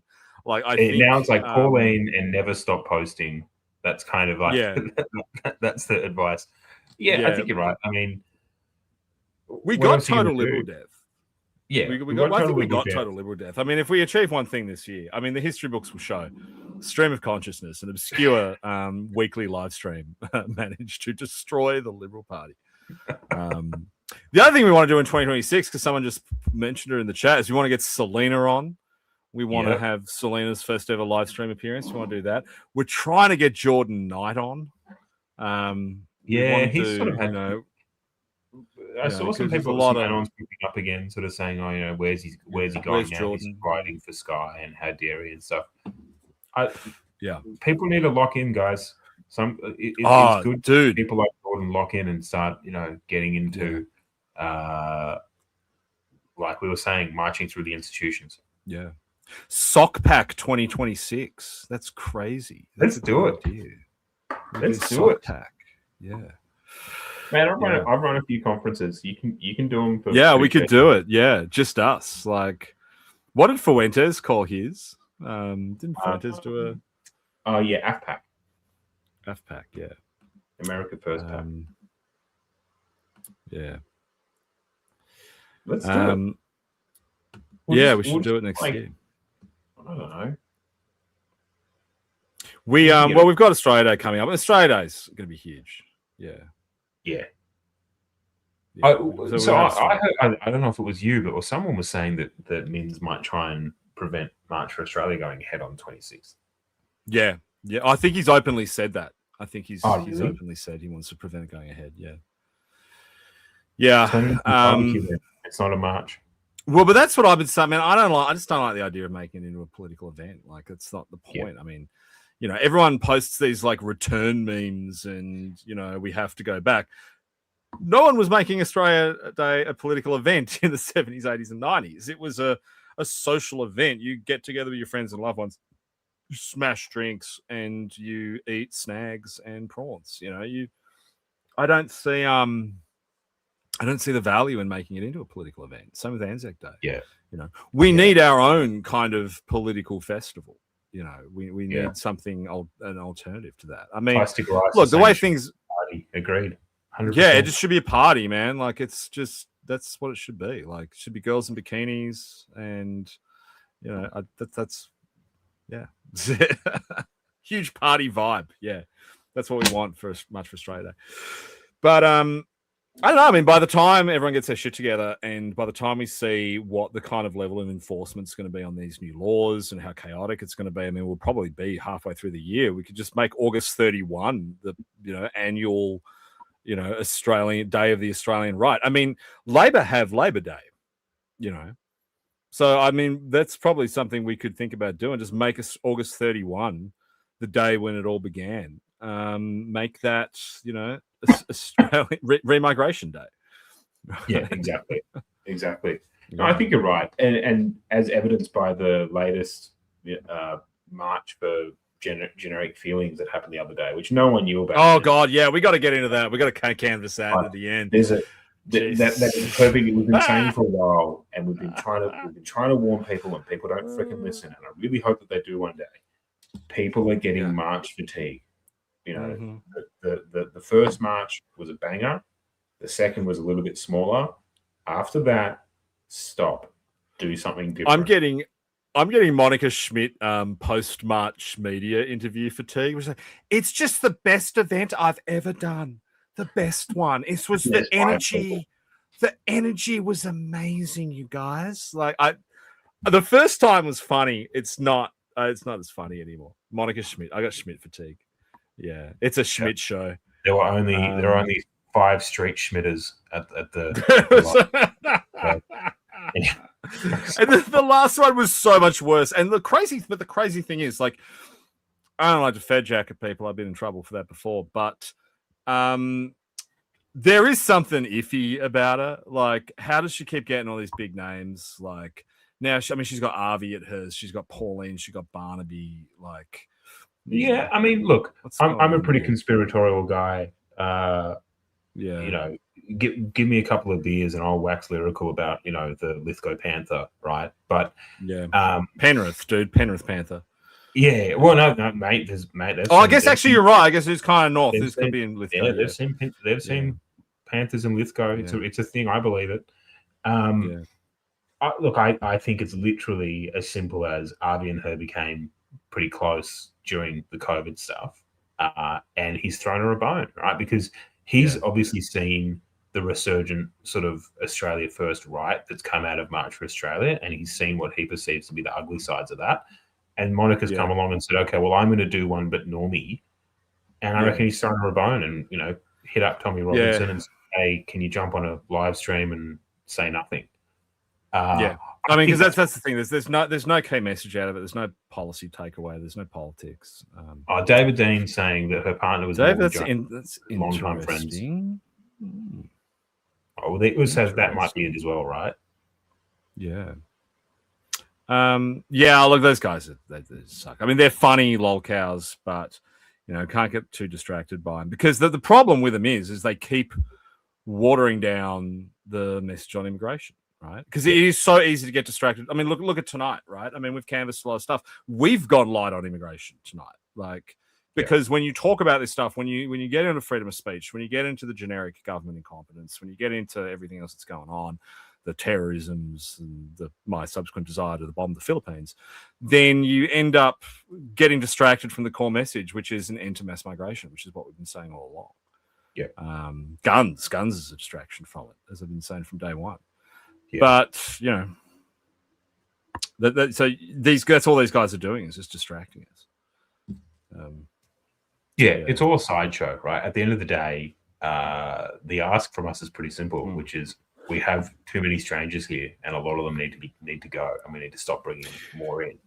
Yeah, and for me, I mean, if where my red line is on this stuff. Like I'm happy to sit in my ivory tower and mock the fallout from the free speech apocalypse. But the red line is if they come out and they say as something like saying that Australia needs to end mass migration and multiculturalism has failed. If you can't say that, that's the red line. Like that's the point of no return.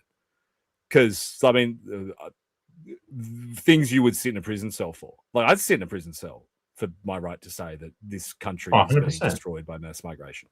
Right? I'm not going to sit in a prison cell for my right to make jokes about the Jewish lobby or my what else do I regularly make jokes about? Like, yeah, I'm not gonna cry when someone gets done for. I keep using the term. Apologies for repeating it, but yeah, if someone gets done for performative cruelty, I'm not really going to cry about it. Right? I might think that it's a misallocation of police resources, and that like we've been warning, and like you had been warning on this stream for a while now, that by focusing on those kinds of people, you're not focusing on dudes who rock up and shoot innocent people at an event, but. If it gets to the point where you're not allowed to say end mass migration, then chuck me in a cell because I'm going to say it till I die. Yeah. But I mean, we've got so many guys who just there's so many mixed messages, and there's no like central narrative. And like this is the only reason why you need some degree of electoralism in it is because otherwise, like the narrative just gets so missed. Someone just mentioned Chris Coveries in the Tommy Down Under, just mentioned him in the stream. Like Chris is on Twitter today with these slop posts about. Because the ATAR results are out, or the HSC results are out, and of course, like the top 10 kids are all Asian. Like, duh, like there was always the same all around the world, man. Like, I mean, that's that. What are you trying to say about that? Like, oh shit, Asian kids work harder at school than white kids. Like a fact that every study has confirmed ever. Like, it doesn't change anything. Like, I mean, guess what? None of those kids are going to be in Canberra anytime soon. Like, none of those kids are probably going to, go into politics. Like, how does it affect anything?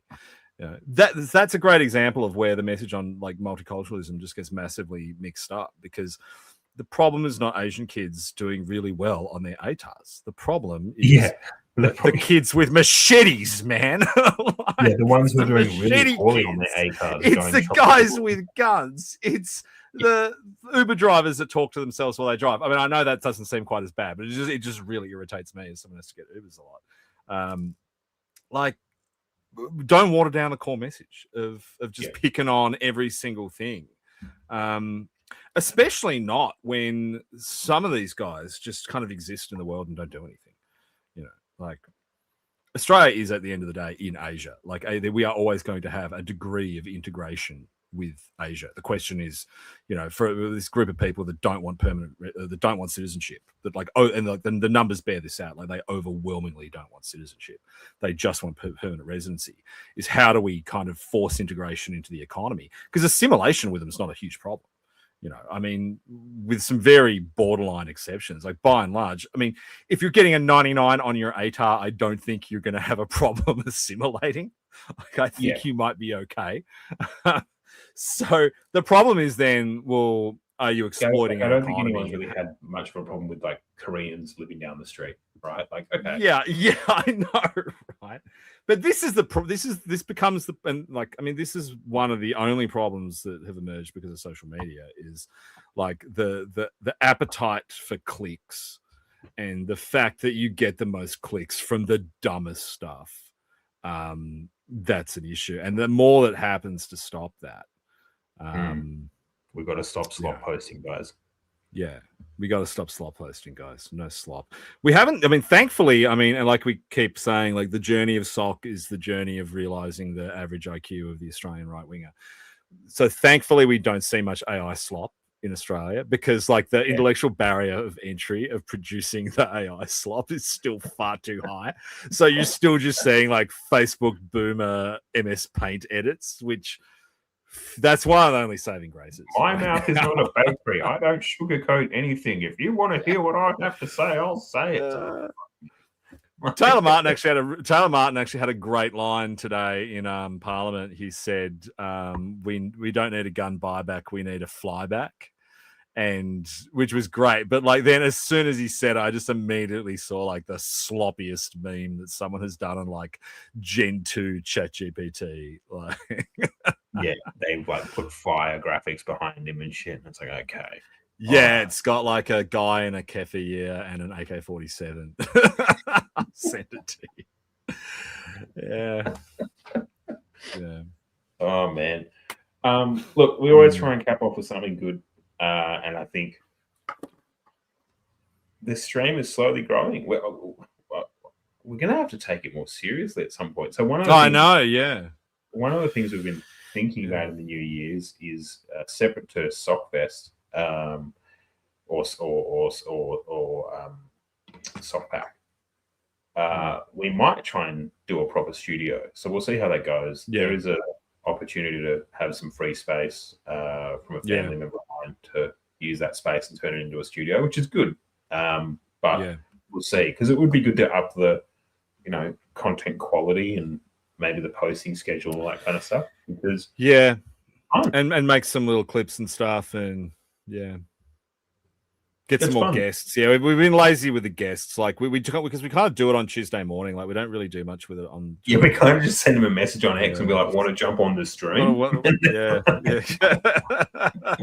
We need it. We need a producer. That's what we need. Like I watched a really good. I didn't watch it. I read an article in the New Yorker about TrueAnon. The leftist one that talks about Epstein and stuff. It's actually really good. Like they're actually kind of like down the line on a lot of this stuff. But like they make like $100,000 a month. And I was reading about like how they got to that point, and it's because they hired a producer like day one. And he books the guests. He figures everything out. He produces it. There's a studio, like, even people who like look like they don't have a producer have a producer. Like, did you see Dasher and Anna did a really funny stream today? Like, no. Although that Dasher's wearing a short skirt on the couch the whole time. Oh, sold. Okay, I'll give it a watch later. Okay, done. The whole thing. Yeah. That should be how they introduce it, right? This episode, Dasher's wearing a short skirt on the couch. Episode, yeah. Well, that's my dream. My dream is for Sock to get so big that we can somehow, because Dash is gonna have to leave the country, like, because she's like perpetually getting mega cancelled. So we get her to come to Australia, kind of like she becomes like a Sydney Watson, but that's actually attractive. Like, because we have heaps of those. We have these like followed me the other day, which is totally random. Which I like. We've never really crossed paths, but then out of nowhere, I started getting a follow notification, then a bunch of likes on like all of my meltdowns post the attack. Yeah. Pussy Terror says Sock Stadium tour. What if we did like a stage show like Friendly Geordies? Like Friendly Geordies has got that thing like where he does like little skits and and things like aristocrat Decoom. If you get a clip, you'll go, look, Enoch's been doing a couple of clips, but I think we need to get a clip out. The problem is there's two ways you can do it, right? You can pay some guy in the Philippines like $3 and they'll make clips for you, which a lot of the Australian griftoid guys do, but I don't want to offshore that. And then anyone in Australia who's good at that stuff who does it professionally, they just cost too much money. So look, if there's someone here that wants to become our clipper, you're more than welcome to. Send us a message and maybe we can figure it out, and then we'll figure out how to make it worth your while. We need like fan YouTube pages, like Sam Hyde has that. Like like we need someone who's just willing to do that in their spare time. Just do a fan. Someone should just create like a Stock Puppets Twitter account. If you do that, we will never do a copyright AMCA notice on you. Like we'll just let you do it. You can do it as much as you want. If someone wants to make like a Sock Puppets account or something like that, and then just post clips, done. Seafaring Up, he says, needs better production. So that's one of the things we want to work on, right? Is there is an opportunity in the new year to probably commandeer some space and have a proper studio. The problem though is that John's down in Taswegia.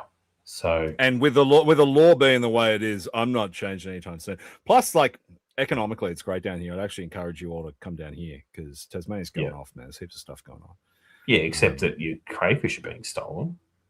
Oh yeah, don't even get me started on that. Like, if you want me to go on a Tony Burke multicultural secret police visit inducing rant, yeah, I mean, crayfish culture in Tasmania is a vital part of our civilization. And now when you go out, there are, and they were too far away for me to identify, except to say that they were of the swimming races, diving down and pulling crays out of people's pots off Margate, which I was extremely unhappy about. And did some pretty big remigration rants to my dad after I saw that. Well, yeah, I mean, I went up the coast for my birthday, and the place that I used to go crab fishing for and drop pots, it's all banned now. You can't use crab pots there. And I was told by a ranger I had to go through this whole process to get it out of him. But they introduced it because certain cohorts of people look at the 4 pots per person limit and then go, okay, well, me and 5 of my family members, we're just going to get 4 pots each and completely annihilate the area and take more than we actually need. And to be fair, I was in our group chat telling you guys to do that exact same thing when you came down to Tasmania. I said I was going to buy everyone a cray pot. So it's all right when we do it. But it's fine when we do it because we'll eat them, right? Yeah. Matthew Clark just said, I heard squidding was crap now at Margate Jetty. Look, it's climate change, dude. It's climate change is affecting everything. And we're not talking about that now because we've got anti-Semitic violence, which is now the buzzword. So somehow that will involve climate change anytime soon. It always does. There'll be a climate change angle. I don't know if you remember, but I was autism about the rise of gastro in Australia and how you can plot it out with the direct rise of migration post 2019. Like, you look at the graph and gastro cases spike in the exact same way that migration levels spike. And then ABC interviewed some immunologist or some doctor, and they said that they think it has to do with climate change because it's getting warmer. Yeah, because the quote, I love that quote in that story where the guy's like, "We just couldn't figure out what's causing it. Like, there's no possible reason. It's most likely climate change." It's like, okay, right? Really? It's not people who do not wash their hands delivering. There's they put in their mouths. There's an antibiotic-resistant strain of gonorrhea in Sydney that goes around every year. They reckon it's like worse than monkeypox. Like, you get it and you're fucked because you can't treat it. You just got to wait it out and hope that you don't die. Stops. Well, I don't think you die from it, but I think it's extremely traumatizing. But yeah, so you got to keep your horny posting online. Don't take it IRL in Sydney in case you get the antibiotic-resistant gonorrhea. Yeah. And look, and on that note, avoid the antibiotic-resistant gonorrhea. And donate blood. This is my health advice for the week. Donate blood. Avoid antibiotic resistance. Don't get Uber Eats because you'll get gastro. With that, I think stay conscious, guys. Yeah, we'll see you in the new year.